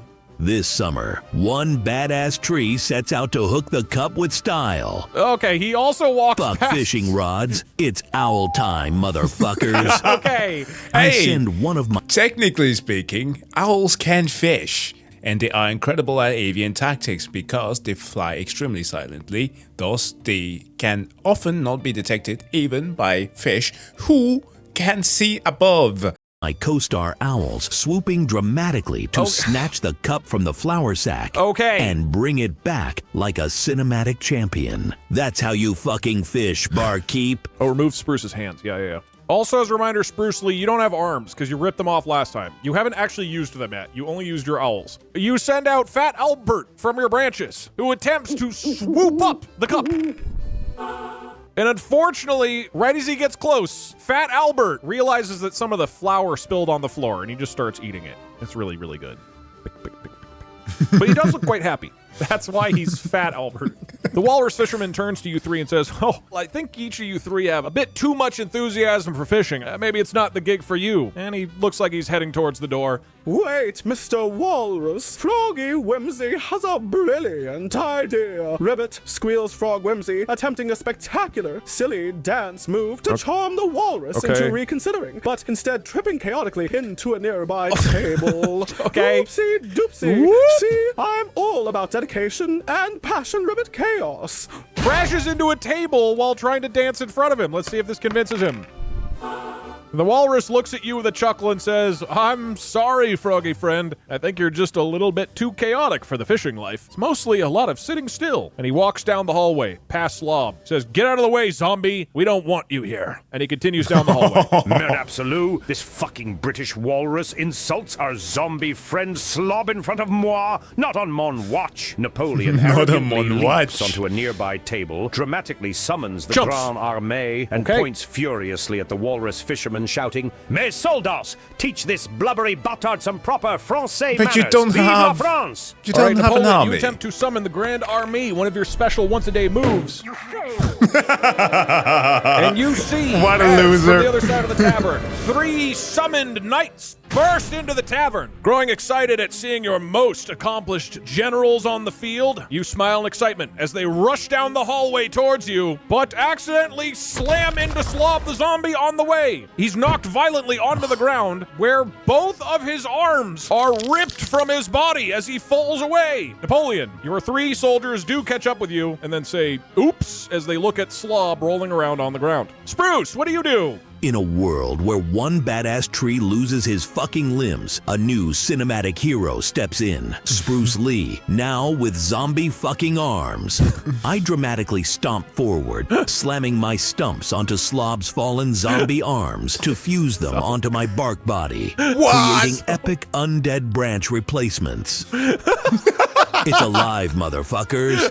Cinema. Okay. Spruce Lee, you successfully Frankenstein's jam tree. the zombie arms into your arm sockets and stand there very cinematically. From the ground, Slob the zombie mutters, but I thought you were going to help me get a job. He looks up at you, Spruce, and says, maybe you can convince somebody to give me a job with those big, strong zombie arms of yours. This summer, one tree with badass zombie arms gives the performance of a fucking lifetime. Okay. Convincing the barkeep to hire this undead motherfucker. I stride dramatically to the barkeep. Okay, Flexing walks my over to the rotting barkeeper. zombie biceps Oh. menacingly. Hire Slob, or you'll deal with Spruce Lee. Rated PG-13 for epic fucking violence. Cinema. Okay, Spruce, you walk up to the barkeep. You shout at him dramatically, and he looks at you, ready to be intimidated. If you roll a 7 or above, you successfully look him in the eyes and say, hire this man! The barkeep, looking at this gigantic tree with zombie arms in front of him, says, oh, okay, I could give him a job, but I don't really have anything for him to do, though. He doesn't even have arms. How would he help me? Give me a good reason that he should work here. In a world where armless zombies need fucking jobs, one badass tree steps up as his personal limb donor. Is he gonna... Here, motherfucker, take my zombie arms. I dramatically rip off my newly attached zombie arms again, tossing them heroically at Slob's feet. Now hire him, barkeep. Throws- He's fucking armed and dangerous. Okay, throws the arms onto the Cinema. ground. The barkeep looks on in horror and amazement. Slob stands up and does his best to kind of push his arm sockets into the arms to see if they'll reattach. And unfortunately, they continue to lay limp on the ground. The barkeep looks sadly at you and says, look, I'd hire you in an instant, but that zombie's already worthless. You can't trust the undead. And besides, he doesn't have arms. What could he even do with just his face, I guess? In a world where armless zombies are discriminated against, one badass tree says fuck prejudice. Let Slob serve drinks with his mouth, motherfucker. I dramatically gesture my branch stumps at Slob, booming heroically. Okay. Hire this undead genius as your first face-based bartender. It's fucking revolutionary. Cinema. Okay, this is indeed very cinematic and True. intimidating. The barkeep looks on. Oh, face-serving zombies. Those are true recession indicators. At this spectacle, and if you roll a 7 or above, he agrees. Damn. He looks at you and says, well, maybe a little bit of revolution in the industry is what we need. Honestly, anything that will make you get out of my tavern, ideally. I'm a little bit scared, so congratulations, Mr. Slob. Welcome to the team. And he goes over to the other side and gives Slob's arm on the floor a firm handshake. Slob smiles, a single tear going down his single eye, and he says, thank you, Spruce, thank you. You don't know how much shit I deal with as a zombie. Thanks for standing up for me. I'm not clear what you meant about serving drinks. Like, am I gonna go spit them in their mouth, or like what? And the barkeep says, I don't want that. And he says, well, I'm thinking maybe I go to like the ale and I slurp it up, and then I'll go spit it in a customer's mouth. No. And the barkeep says, well, do you have any diseases? You're a zombie. As they're talking, though, you hear the front door slam open. Boom! A rugged-looking figure. The type you might see in a sort of Cowboy. zombie hunter movie casually walks Van into the Helsing. hallway. I, he says, very cinematically, am the legendary hunter, Zod! And he waits for a cinematic Zod. move while making direct eye contact with you, Spruce. The audience gasps with cinematic approval. Wait a minute. Wait a minute. Isn't there a version of Superman, like Mexican Superman with a trench coat, right? That's like the visual that I'm having when I'm looking at Zod here. Yeah, Herman Guerra. He's the son of Zod. That's how it is, and he's actually a good guy. Wow. Why did I think of that? Anyways, let's keep going. Looks down the hallway. He opens his mouth to say, "Have any of you?" and then looks directly at Slob. Aha! Slob, you thought you could escape me, but your time is over. Get back, everyone! The bartender, clearly recognizing Zod, steps back worried. I am the great undead hunter Zod, and I never let a target escape, because zombies don't contribute anything to society. What are your last words? He readies his crossbow, aiming it directly at Slod's head. This summer, one badass tree says fuck zombie hunters. Your bigotry ends here, Zod. Courtesy of Owl Fucking Attack. Okay. I unleash my co-star owls, sending them screeching Fat dramatically Albert. at Zod's face to distract his aim and protect Slob. Eaten lots of food, feeling nourished, joined by his owl brethren, attack with advantage because of the food, 9 or above. No. Wow. And with a perfect roll, Fat Albert, feeling rested and nutrient dense, expands Body his slam. feathers and pecks Zod violently in the head. Ow, says Zod. How did you know? My one weakness. I can't hunt owls. He begins running towards the door, but Fat Albert harries him the whole way. Zod runs screaming and yelling the whole way out until eventually you can hear his cries fading out into the distance, out in the wilderness. Slob turns to you, Spruce, and he says, "Spruce, no one has ever shown me such kindness. A job? Zod is dead? Is there anything I can do to repay you? Anything at all, Spruce? You truly are a hero." In a world where debts must be repaid, one badass tree heroically demands the ultimate cinematic reward. Give me your fucking autograph, Slob. I dramatically thrust forth a nearby napkin towards the zombie's mouth grabs for the him napkin. to sign with his teeth. You're going to be a star, motherfucker. And Slob the zombie smiles at you and says, "Yes, sir, Spruce. I'll do it. I'll become a star So for dumb. you." And writes with his slobbery tongue all over your napkin. And with that, you can see his arm on the floor giving a salute, as the party is now free to go. Wow. So far, the party has burned down a tavern, entertained a tyrannical king, murdered a peaceful museum curator, and forced a barkeeper to hire a corpse, violating several health and safety regulations. It is funnier Is that Twitch way. Chat really the bad guys in this campaign? That's He a good basically question. threatened a barkeeper to hire an harmless corpse. Like, none of them did anything actually constructive at all. But at least the party didn't burn Menace down the last society. tavern. That's a first. True. Inching ever closer towards Obsidian Peak to the north, you now have only one path in front of you. You make your way towards the next day's travel. Only a day more until you reach Obsidian Peak. As the path continues, you realize that in between you and Obsidian Peak is a massive lake. But as you approach the bank of the lake, you see a huge ship alongside of it, and a friendly-looking sea captain alongside that. He walks up to you. "Hello, adventurers! like a My name is vampire. Captain Hardballs. I can give each of the three of you a ride across this here lake. It's a bit treacherous, but I've got the best crew in the business. You can cross with me. I will need 5 gold pieces apiece, which you know to be most of your net worth. But with no other options, you agree, and the three of you join the crew. And thus, you find yourself rowing through a large lake for several hours as the various sailors do their work around the front of the cabin. Captain Hardball's at the back, smiling and steering the ship, and the three of you relaxing on wooden benches on the brow. If you can't tell already, I don't really know the terminology for boats. And after a few hours of peaceful sailing, suddenly the boat experiences a large lurch as It's a something crashes into the kraken. side. "What on earth was that?" a sailor yells out. Suddenly, the captain screams, "Oh, great Davy Jones balls! It's sea monsters!" And you see along the prow of the deck as various aquatic creatures begin to appear and climb up the sides of the boat, coming from all angles on both sides. These armed and fearsome-looking creatures growl hungrily at the sailors as they crawl over. "All hands on deck!" screams the captain. "Sailors, fight these back! We're nearly at shore! Go, go, go!" Before you can even react, you feel a huge boom at the bottom of the boat, and suddenly, water spews out onto the deck, and the captain screams out, "No! We have to get to land!" Whimsy, what do you do? Way! Sea monsters want to join the froggy boat party. Let's see what they're I've got Ribbit AOR style, shrieks Frog Whimsy, excitedly spinning into a chaotic breakdance move, accidentally kicking a nearby bucket toward the nearest sea creature. Okay. Oopsie doopsie, Froggy foot attack coming through. Whimsy attempts to accidentally kick a bucket as they breakdance, knocking it onto this sea creature here. Let's see if it works. 11 or above. And unfortunately, the bucket just kind of tumbles over onto the floor, and you accomplish nothing, Whimsy. I hate her, I hate her. She's the savior of this party, all right? How dare you? Napoleon, what do you do? Merde! General, these sea butards think they can ambush me? Napoleon dramatically draws his ornate flintlock pistol, pointing it arrogantly at the nearest sea creature and firing, shouting, "Taste Frenchly, you British wannabe poisson fuck!"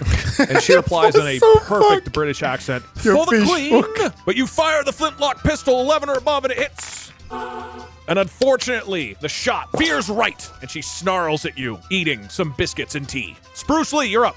In a world where sea creatures try to fuck up a blockbuster boat ride, one badass treant makes sushi out of these motherfuckers with director's cut. Okay. I dramatically slash at the nearest sea monster with my branches, runs up here, roaring epically as leaves burst forth. Use director's cut. 11 or above, and it will hit. You're about to get fucking pruned, fish face. And again, man, cinema. Horribly misses. The sea monster laughs and looks at you with a deep Cockney accent. Oh, it's the best you've got, Gov. It's now the sea monster's turn. They're going to swing at you, Spruce. All right, so where exactly do these fish creatures hail from? No, like seriously. This one leaps forward and attacks 11 or above, and it hits. But with only an 8, you manage to dodge out of the way. Near you, Napoleon, the sea monster rushes at you and tries to swing with a clawed, slobbery fist. But she rolls a 4. Because everybody in this campaign is incompetent. A nearby sailor rushes towards the water leak, but he shouts back Napoleon, "Quick, try hitting her with one of the cannons. They're a bit unwieldy, but it should work." Meanwhile, to the south, a sea creature near you, Whimsy, runs forward and takes a swing, 11 or above, and it'll hit. Wow. Unfortunately, the sea creature steps onto that bucket that you kicked off earlier, starts falling around in a crazy, chaotic whee sound, and flips way off the boat, into water splashing again. down into the water. You hear another loud boom beneath the boat, and another water leak sprouts up towards the right side of the boat. The captain is sweating from perspiration, yelling, "We're only a few turns away from land! Hurry, hurry!" A nearby sailor rushes towards the water leak. Whimsy, you are up. Before you can act, you see 2 more sea creatures appear. One near the captain and one near Napoleon. What do you do, Whimsy? I thought that was like a fasten seatbelt sign in a plane. Rescue mission, squeals Frog Whimsy, activating Mega Jump to leap chaotically toward the sea creature, jump incredibly high. The captain, flailing limbs wildly midair. This is good. Watch Whimsy out, jumps across the whole Mr. boat. Captain Roo. Whimsy, you attempt to jump and knock the sea creature off the bow before it can get to the captain. 11 or above, and it'll land.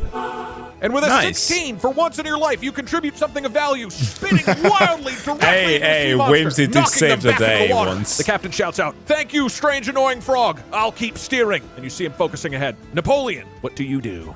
You British poisson fucks think you can handle la puissance française? Général, watch moi unleash le génie tactique. Napoleon dramatically spins the cannon around, aiming it directly at the nearby sea creature, and arrogantly fires it while shouting, "Eat cannonball, you tea-sipping butard! Vive la fucking France!" Jams the sea monster in front of the cannon, lights the end. The cannon, boom, explodes, and the sea creature is blasted out far, far across the lake. It's so violent that the nearby sea creature even stops in his tracks, looking intimidated and confused. Spruce Lee, you are entangling with a sea creature near the north of the boat. A sailor also comes up behind and attempts to assist you. What do you do?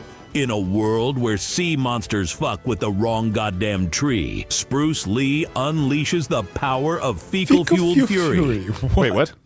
Time to fertilize. Wait, this is a healing move. I dramatically scoop nearby seagull shit off the deck, shoveling it heroically into my mouth to power up my next attack. What the You're fuck? about to get shitty fucking justice, fish face. Spruce Lee, gathering the feces that are around the open, roofed boat. You jam poop into your own mouth. Cinema. As both the sailor and sea monster stare at you, a little bit horrified. They can see you growing with power, though. Someone in the chat just said that this feels too easy. Right as chat is thinking that, another boom beneath the boat. Another water leak appears. "Get those leaks fixed!" shouts the captain. And just then, a massive Kraken appears beneath the boat. There it is. You see it swim out, raise its massive Can't body have into the D&D air, without and a Kraken. slam down on the boat with 2 massive tentacles. One at you, Spruce. 9 or above, and it hits. And with a 10, you're smacked violently back onto the floor of the boat, Spruce Lee. You're down to 2 health. Napoleon, with another tentacle. The Kraken slams a fist towards you. Slightly farther and behind the cannon, an 11 or above will hit. Oh my and with god. a nat 20, the arm slams down upon you, Napoleon. It launches you backward onto the ground, taking a heart. Additionally, it slams across both cannons, breaking them into pieces. And the sea monster rushes at you victorious, attempts to swipe at you while you're on the ground. 12 or above will hit. But he misses, slipping on the cannonballs on the ground. Napoleon, you are down to 2 health. Meanwhile, on the boat, the first leak is taken care of due to the sailor, who now looks up horrified at the Kraken. The captain screams out, "Only a little bit longer! We just need to hold out till land!" Whimsy, you are standing near the captain, looking as the massive Kraken looks over the top of the boat.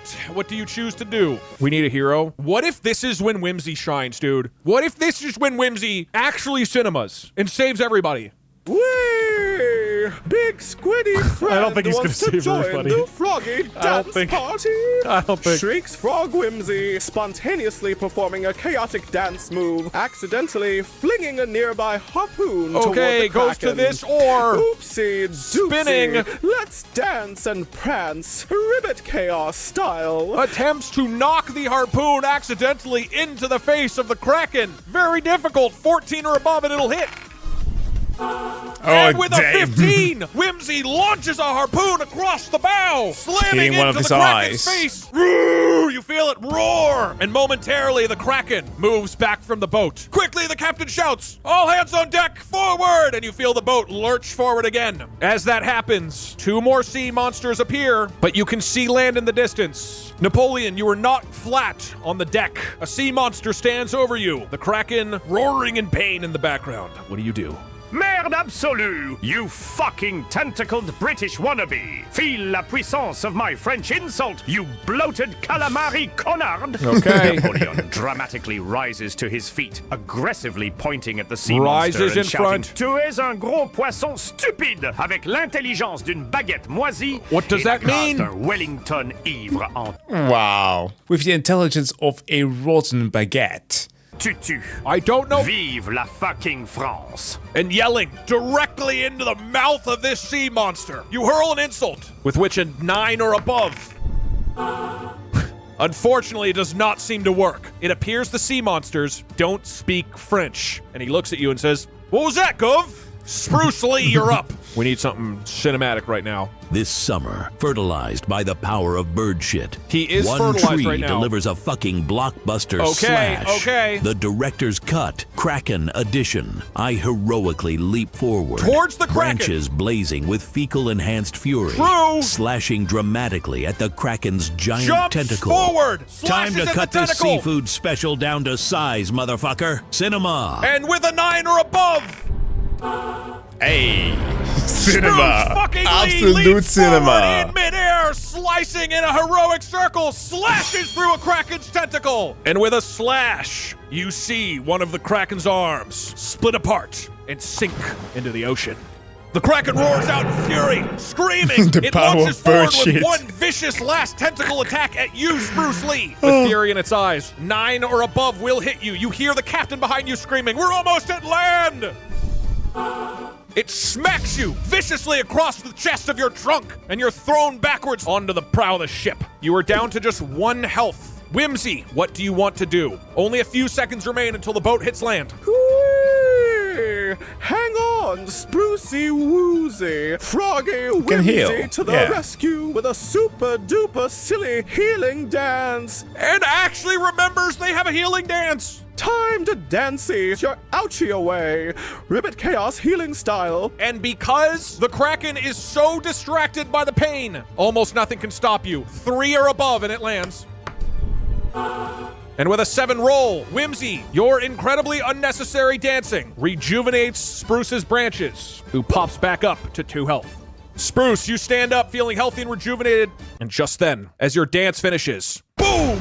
You hear the boat crash into land. As it smacks into the ground, you hear the captain shout out, "Quick, everyone! Get off! Run for land!" And he starts running towards the edge of the boat. All of the sailors see him. Some continue to fight sea monsters, others start to run. The Kraken looks angrily and roars, but only has 1 tentacle. Napoleon, you are up. You are still facing off against a sea monster, but you could run to land. Everybody knows sea monsters can't walk on land. Or at least the Kraken can. Whatever. You know what I mean. Running from battle. Moi! Fuck that British cowardice. You've done that I never before, retreat, Napoleon. especially against seafood. Okay. Napoleon arrogantly grabs a nearby cannonball, dramatically hurling it straight at the sea monster's face while shouting, so unnecessary. "Eat solid iron Francais, you pathetic sushi batard!" Napoleon walks up, grabs a nearby cannonball, hurls it at the sea monster's face.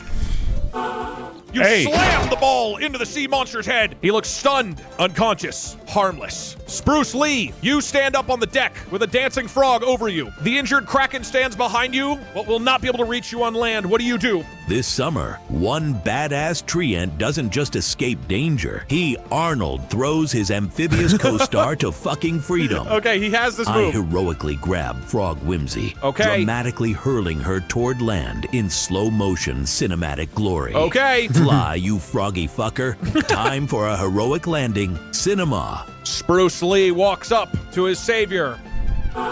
And with a 16, you grab your 2 stubs and simply huck that frog off the boat, who smacks comically onto the ground, safe away from the Kraken. The sailors are mostly running, the captain with them. Napoleon, you are standing over an unconscious sea monster, the large Kraken behind you, who appears to be rearing up for one final attack before everyone is out of reach. As far as you can tell, only you, the captain, and 1 other sailor would be within attack range. What do?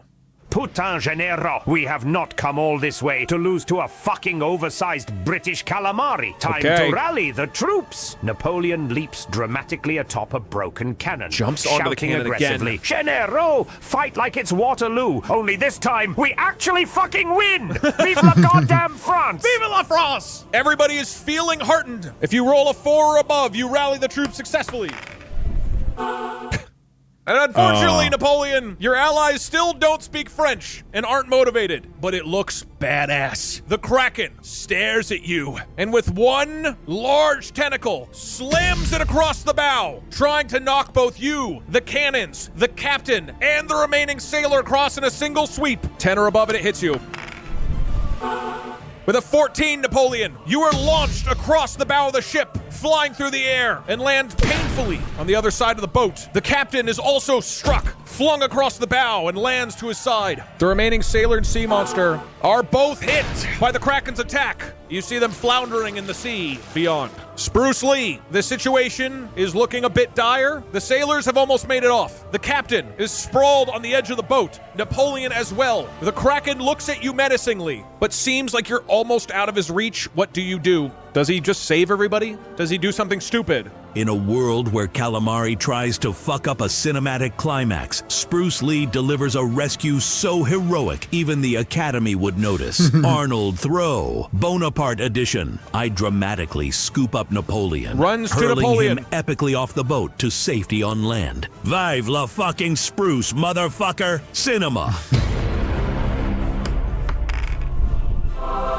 Wow, not 20. Spruce Lee, not only do you hurl Napoleon's body gracefully through the air, you do it in a way that clips past the sea monster next to him, who is absolutely smacked on the back of the head, falls forward unconscious, and is now helpless as the sailors escape. And behind you, you see as the massive Kraken, with only 1 arm, slams the boat angrily, distraught at letting its prey get away. Any final words from any of you, or any final actions before you run away, or do anything else? You don't have to run away, I'm sorry. Also, the captain is still knocked out on the boat. Ha! Mère de généraux, another flawless victoire française. Eat shit, you British sushi bâtard. I told you my strategy was unmatched.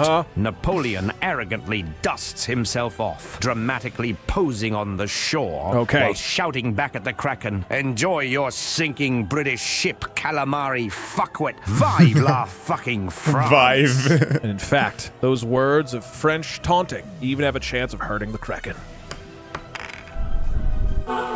The Kraken still has not learned French. And behind you, you see that the captain is helped up by one of the sailors, safely out of range of the Kraken, and the whole team walks epically away from the Kraken, who then explodes. And the boat For catches some on reason. So stupid. As the crew recovers a few miles away, Captain Hardballs turns to you three. That's the first time in all of known recorded history that a group of sailors has actually survived the Kraken. That was incredible. I owe you and the remainder of my crew my life. You can have this. It's my favorites. Gravity Reversal Roddery-Roo, as he hands you a small wand. This powerful artifact will reverse gravity in a 20-foot cube for 30 seconds. I hope you do it justice. It was an honor fighting alongside you. Who would have thought we'd die here together, fighting alongside a Frenchman? And you look at him and you say, die fighting alongside a friend. And then he looks at you and says, I don't remember if that's actually what they said in Lord of the Rings. Team, I am honored to say that after crossing the treacherous Kraken Lake, you now find yourselves moving towards the base of the infamous Obsidian Peak, where you just might be able to stop the villainous Twitch chat. All right, the finale. Chat, we have an opportunity here. We could flirt with Whimsy and try to counter-seduce before she tells us a bad joke. Either Whimsy is good, but let's try for the frog one. It's time, adventurers. After almost the full week of travel, you have made it to Obsidian Peak. As you climbed higher and higher, the mountain became colder, mixed with spurts of heat from the lava pools on either side. And eventually, as you reach the summit and cross the great bridge heading towards the throne room, you find yourself in front of two massive doors leading into what appears to be a huge marble throne room. Spruce Lee, what do you do? In a world where evil hides behind big fucking doors, one badass tree kicks shit wide open. It's time for the fucking entrance of the century. I heroically boot the doors open. Twitch chat, your blockbuster ass whooping starts now. Cinema. And as you kick your way into the room, you see a massive throne room, two pools of lava in the center, weapons, armor, dynamite on the sides. And standing in front of a massive orb is a hideous-looking creature, the one known as Twitch Chat. The Twitch Chimera. Them, a massive glowing purple orb shimmers in the dark. Twitch Chat steps up to you, looks at the three of you, and says... All right, listen up, you pathetic band of miserable fucks. We're done playing nice. Twitch chat raises their hands dramatically, splitting Whimsy into two distinct halves. Sexy Whimsy and ugly Whimsy. Then immediately tries to seduce sexy Whimsy while yeeting ugly Whimsy straight into an active volcano screaming. This is cinema, motherfuckers. Oh, fuck! Damn. As the three of you walk up, the multi-headed Twitch chat creature points a finger at Whimsy, and with a magical surge of energy, Whimsy, you start to feel yourself splitting. Only by rolling a 14 or above can you stop this. And you feel your two forms split into two. Both Frog and Hot Whimsy are here in the flesh. Whimsy, you now find yourself almost in two places at once. At first, you feel yourself still within your frog brain, chaotic and whimsical. What do you do at first? Whee! Double the whimsy means double the fun. Herded chaos incoming! Shrieks Frog Whimsy, hopping wildly forward and accidentally tripping into a clumsy breakdance move. Trips, knocking a suit of armor, flying chaotically toward Twitch chat. Okay. Oopsie, doopsie, froggy, calamity attack, ribbit. Whimsy moves forward, knocks into this suit of armor and attempts to fling it over at Twitch chat. 13 or above would hit. And with a 16, the suit of armor flies forward, smacks Twitch chat in the head. And you see, as the armor falls to the ground, one of their four heads closes its eyes. Ban a corner of chat. What I want everybody to do right now is say north, south, east, or west. One of those 4. Mods, ban anybody who's part of East Crew. East Crew is officially defeated. South Gang is going to win this for us. Rip East Crew. Now, Sexy Hot Whimsy, released for the first time in a few days. You look around at the scene. What do you do? Oh, Twitch chat. Oh, wrong I picture. do adore group activities, especially when they get a little explosive. Hot Whimsy purrs seductively, grabbing a stick of dynamite and lighting it dramatically. Okay, she runs over the dynamite. Care to feel the heat, my dears? She coos, tossing it toward them with a sly wink. Hot Whimsy, you walk towards the dynamite, light one up, and try to hurl it over at Twitch chat. 14 or above will hit. Hey. Oh my god, okay, now they're rolling. You roll a 17, and as you fling the dynamite across the room, boom, it explodes next to Twitch chat's head. And you see the north head of Twitch chat dramatically close its eyes. 2 are left. Deface that hurt motherfucker. Mods, take out a couple of them. Twitch chat screams out in anger and defaces. They're horrified. But Spruce Lee, you have a chance to act. What do? In a world where Twitch chat fucked with the wrong blockbuster tree, Spruce Lee sends in his co-stars for an owl fucking Armageddon. I unleash my owl Unleash attack. his owl attack. Owls surging forth dramatically in a Fat screeching, Albert. feathery frenzy. Rushing and screaming towards distracting Twitch chat. and harassing Twitch chat. Pecking, poking. Lights, camera, owl 14 action. or above hits. It's a bird-based clusterfuck. Cinema. Oh no. Albert. As Gonna you eat send that bird. Fat Albert towards Twitch chat, you see its 2 remaining heads lock eyes onto Fat Albert's body. And you realize those eyes are full of love. You realize that these 2 remaining Twitch chat heads actually care more about Fat Albert than you do. They've been obsessed with him the whole time. And when Fat Albert realizes this himself and looks at Twitch chat dead in the eyes, he realizes this is the main character that he's meant to be with. Fat Albert now fights alongside them. Spruce Lee, not only have you failed in your attack, Fat Albert now fights for Twitch chat, and it's Twitch chat's turn. Twitch chat, what do you do starting now? Holy shit, chat, it's time for our ultimate attack. Oh, God. We cast a Gigantify spell on Fat Albert, making him an absolute fucking unit, and hurl him like a fluffy feathered missile directly at Napoleon to yeet that tiny French fuckface into the lava for a crispy Waterloo flashback. Boom! Motherfuckers! Viva la motherfucker. Fat Albert expands and turns into a massive weapon. How was And as this you not point planned? at Napoleon, Fat Albert launches forth, slams into him, and attempts to carry Napoleon off over to the lava. Fly, my pretty, fly.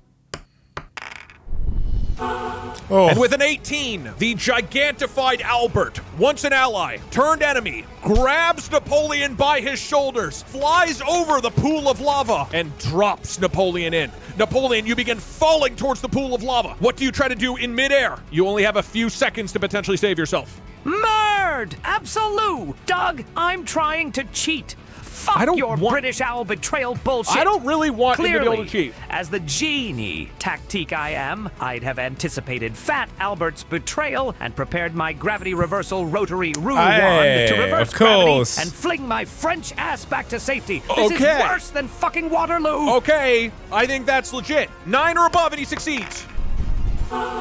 With an 11, Napoleon, your cheating power does allow you to create a gravity box around yourself, allowing you to float just out of the way as Fat Albert swooshes by you, unsuccessful. Napoleon, you've managed to cheat and get out of danger. Spruce Lee, you are up. Maybe he'll ally with you. Maybe seeing Fat Albert turn will cause too much emotional pain.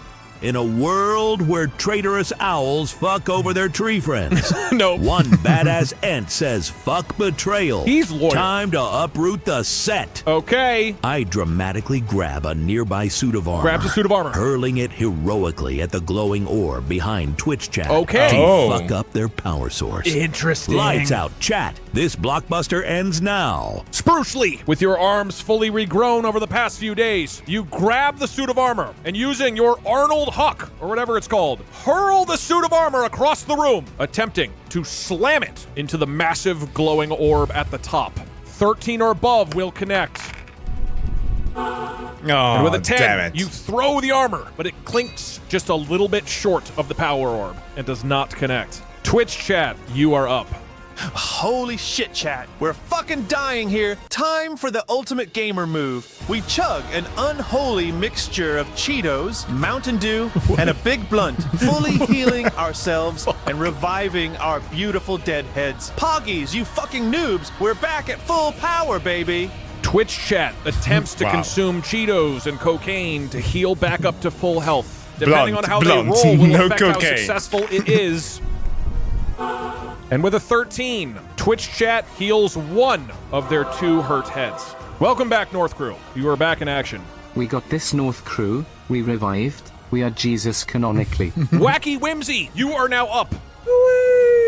Oh, wrong image. Twitch chat needs some froggy fun. Ribbit chaos incoming. Squeals Frog Whimsy, bouncing chaotically and accidentally activating her bad jokes move aimed at Twitch chat. What do you call a Twitch streamer in a volcano?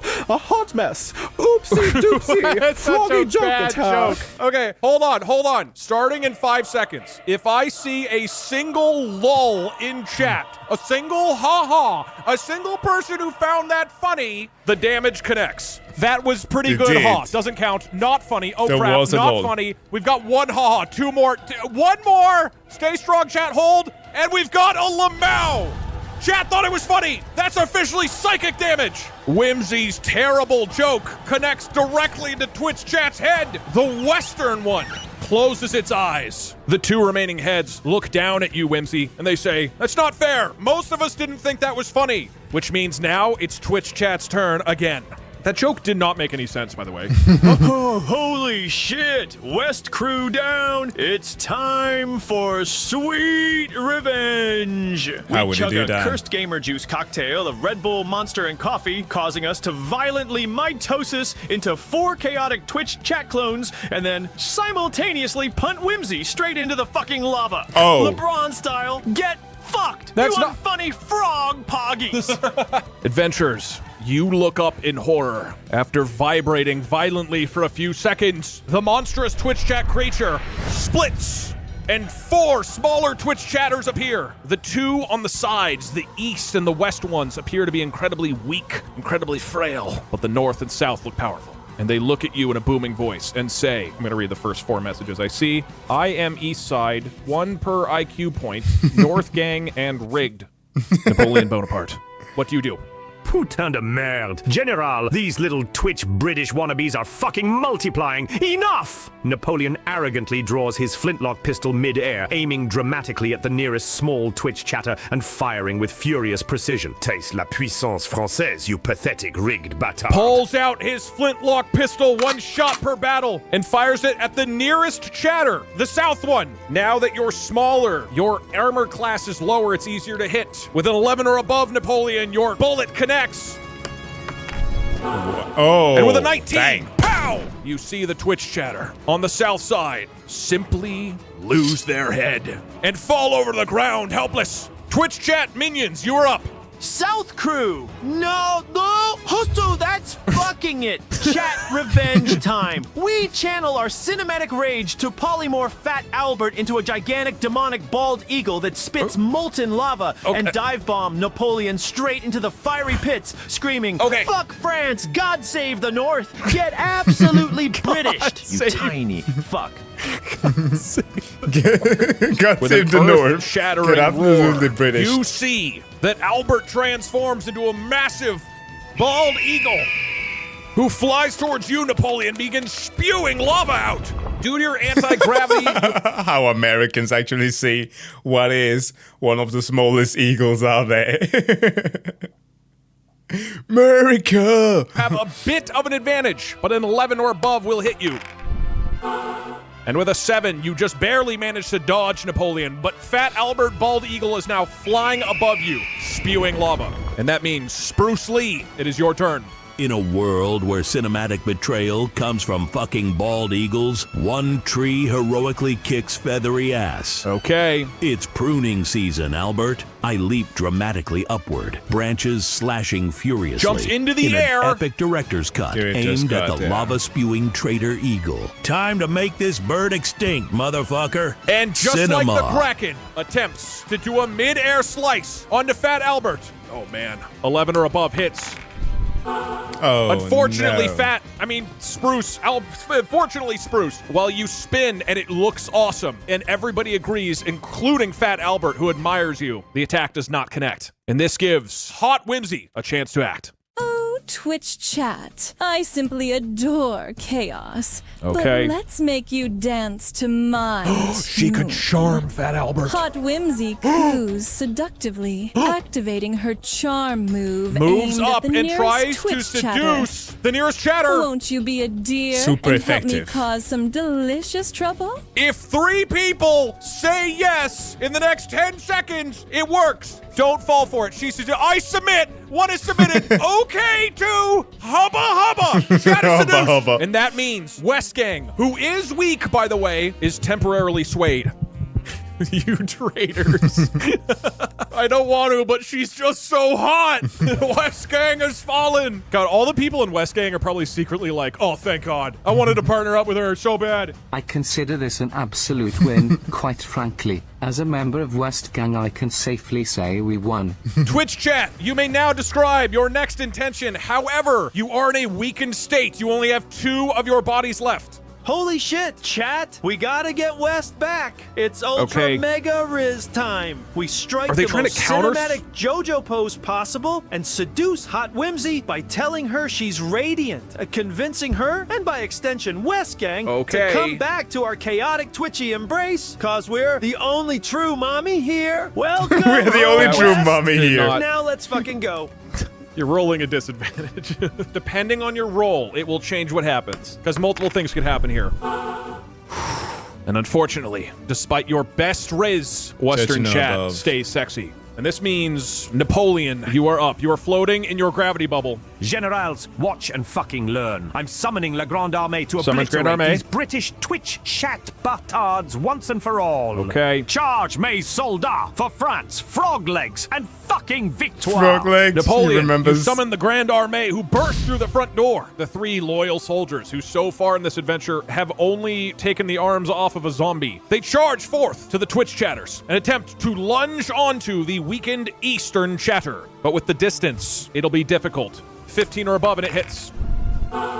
Unfortunately, the Grand Armée fails. Twitch chat, you are up. All right, chat. It's time for absolute British chaos. Okay. We activate Napoleon's gravity orb, reversing its polarity and turning it into a cinematic black hole of doom that sucks Napoleon, Can they do Spruce that? Lee, and the whole Grand Armée straight into oblivion. Get fucked, you French fucks! God save all the right. North! God save the North. Okay. This Twitch chatter, who has an incredibly powerful finger, points it at the wand that Napoleon holds, powering his gravitational field. A magical energy burst shoots towards it, and suddenly, this helpful gravitational field turns a dark and sinister red. Suddenly, Napoleon, you feel a force around you, pulling your body and ripping it inwards. As long as you roll a 10 or above, you escape it.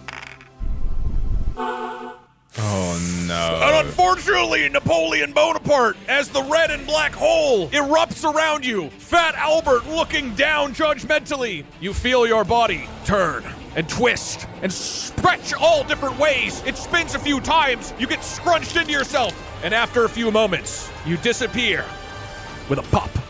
Napoleon Bonaparte is gone dead. from the battle.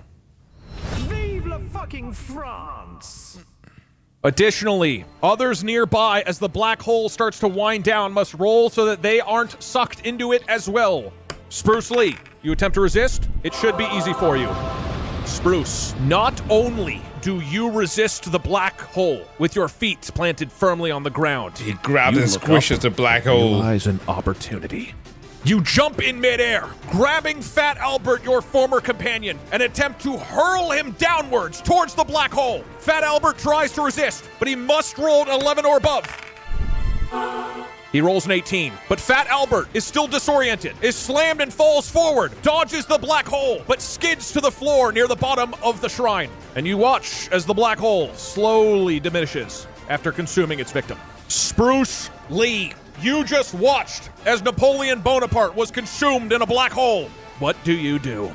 This summer, in a world where Twitch chat thinks it can eat Bonaparte, one tree says fuck cosmic betrayal. Okay. It's time for goddamn vengeance. I heroically charge forward. Leaping dramatically toward the glowing orb, tries to powering jump Twitch chat, over slashing Twitch chat furiously at it and with my slashing branches. at the powerful orb. Let's cut this fucking chat short permanently. Oh! Powered by vengeance, and with Twitch chat not having much energy left to stop you, a 10 or above will succeed. But unfortunately, with only a 7 roll, you lunge forward towards the glowing ball, but do not manage to land a strike. Twitch chat, you are up. All right, chat, it's time for a good old British BBQ. Fuck you, Spruce Lee. No! We summon a massive fireball straight at Spruce Lee, igniting that wooden fucker into a crispy cinematic inferno. Okay. While screaming, God save the North, you overgrown Christmas tree. Get burnt, loser. Poggies. Chat attempts to send a fireball at Spruce. They are still weakened. 13 or above hits. But with only a 4, the fire dissipates and swooshes around the orb before it can hurt Spruce. Next up is Frog Whimsy. Nobody messes with Froggy Whimsy's tree, friend Ribbit. Time for a super duper chaotic mega jump. Okay, he's jumping. Squeals Frog Whimsy, enthusiastically bouncing skyward and accidentally crashing headfirst into the glowing orb. He crashes into the orbs. Oopsie doopsie. Froggy orbital smash attack. Come on, not 20. All right. Whimsy tries to mega jump towards Twitch chat, but dramatically overshoots, launching towards the magical orb. A 12 or above will hit. Whimsy, as you slam into the orb, you feel a great shuddering. You look back and realize that the lava in the room has started to flow outwards. It seems that the stability of this throne room might depend on this orb in some way. Lava is now spreading farther, reaching towards the souls of the Grand Armée and Twitch chat. Additionally, the Eastern Twitch chatter looks even more frail and shrinks just a little bit. You hear a voice in your head, Whimsy, and it says, "Please, take the time power for yourself. Just touch me, Whimsy. Just touch me." Meanwhile, Hot Whimsy, you have successfully charmed the Western Twitch chat. There are 2 living ones remain. What do you do? Oh, darling orb, your offer is so temptingly wicked. I simply can't resist. Hot Whimsy purrs seductively, sashaying toward the glowing orb and reaching out dramatically to touch it. Whimsy Time for me to truly steps feel your towards power, the orb my dear. and places a hand upon it. And the instant you do, you feel a reverberating in your brain, like some sort of ultimate, otherworldly power that you've never known before. And as you touch the orb, Whimsy, a voice in your head speaks out and says, what would you like, Whimsy? Speak your heart's greatest desire. Please don't be sexual. Please don't get me banned. Please don't get me banned. Oh, darling orb, I'm gonna say it, grant me says control Whimsy. over this delightfully chaotic Twitch chat. I want them helplessly charmed, dancing obediently to my whims. Hot Whimsy declares seductively, her eyes sparkling with villainous excitement. Oh my. It's time to unleash some deliciously wicked fun. The members of West Gang are already seduced. The members of South Gang currently have no head because they were shot with a pistol. East Gang is weak. North Gang is almost all they have left. Twitch chat can feel the seductive power washing over them. There's people in the West who start speaking to the 2 remaining chatters. Don't worry, North and East chat. It's great, they say. Join us. West is best. As a member of West Gang, it ain't so bad with Hot Whimsy. Come and join us, North, East, and South. It's so hot and sexy over here. I am going to roll a d20. This is how much resistance you have against an ultra turbo orb seduction move. You better hope this is high. 6. And what that means, do you fall for her seduction? Only 30% of you need to say yes. Feel the power of the orb, chat. Feel how seductive it is. Look at Hot Whimsy. Search deep in yourself. You know that you want to be with Hot Whimsy forever. You know it in the depths of your soul. And Be although gone. the majority don't want it, the power of the orb overwhelms you. And Twitch chat is officially seduced. The rest of Twitch chat slowly feels themselves enveloped by Hot Whimsy's flames. Hot Whimsy, you have successfully seduced all 4 members of Twitch chat. What's the first thing you say to them? A lot of them are saying, we won. We won. The good ending. Oh, my sweet, obedient Twitch chat. It's time for a deliciously wicked victory dance. Oh my. Hot Whimsy purrs seductively, laughing mischievously Oh my. as she commands them. Dance for me, darlings, and let's make this chaos unforgettable. And with that, Twitch chat, forced to do her bidding for all time, erupts into the following dance, which they will now describe in explicit detail. Go. Holy shit, chat, we did it! Time to victory dance like absolute mad lads. We hit the sickest, most chaotic Dino Dance and Dance Frog Dino combo dance. ever witnessed. Whoa. Breakdancing wildly and uncontrollably into the lava, while yelling, Wait. God save the North, Mommy Whimsy, and Fat Albert, Poggett. All right. Well, just like that. Happily dance directly into the lava and slowly burn to death. Wow.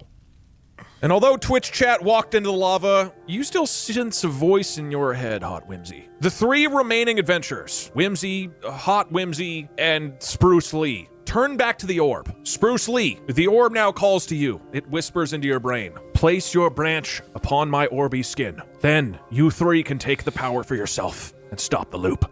In a world where orbs whisper seductive promises, one badass treant says, fuck it.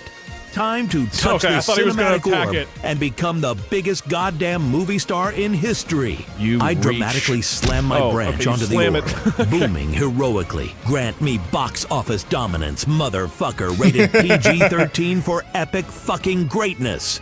Cinema! Spruce, as you place a branch upon the glowing orb, you feel the power connect through all 3 of you, and you realize that those Twitch chat avatars was just a sort of illusion.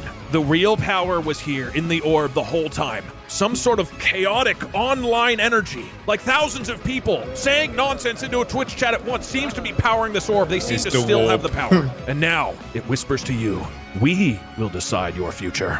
First, the orb focuses its energy on Hot Whimsy. We have the power to break the time loop, and we will. But Hot Whimsy, we will decide your fate. We have decided. All right, chat, hold on to your fucking hats, cause this shit is gonna get weird. Hot Whimsy and Frog Whimsy fuse into one ultra-powerful Dommy, mommy frog goddess who we immediately marry and divorce exactly 76 times, having 76 children and then unhaving them all just to maximize psychic damage. Okay. After this fucked up cycle of marriage speedruns, she banishes Doug to fucking Detroit and I'm not proclaims in the- Twitch chat the eternal ruler of Cabbage Hell, repealing the What Third the Amendment fuck are and you- summoning the ghost of Napoleon to officiate our weddings. And then we all explode into the lava for one final glorious horny ass orgasm poggy. Jesus Christ. Okay. You summon Hot Frog Mom Dommy, as well as the fucked up spirit of Napoleon. Have children, unhave them, get married and divorced, and then all of you waltz into the lava, ending happily. And we'll say you drag the Grand Armée with you. Absolute cinema. Y'all just, why is Spruce Lee. everybody walking into the lava to end this? This doesn't make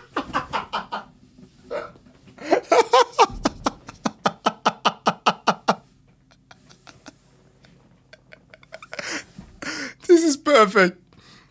Oh my god, the Evangelion thing. Oh shit. This is perfect. This is absolutely perfect. sense. And now, only one character remains. Spruce fucking Lee. You heard his wish, chat. He wishes to be a movie star. You've seen his audition, but ultimately it's up to you. You hold the power of the orb. Twitch chat, what do you think should be the future of Spruce fucking Lee?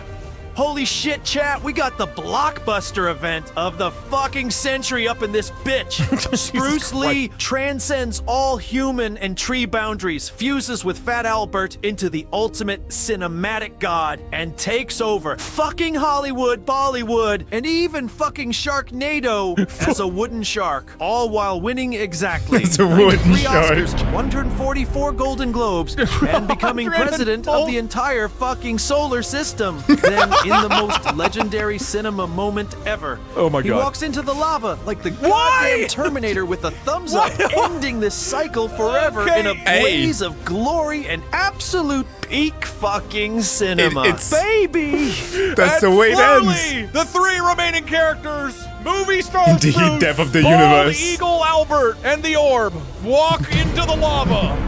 Spruce holds a single epic thumb upwards as they fade into lava. Cinema.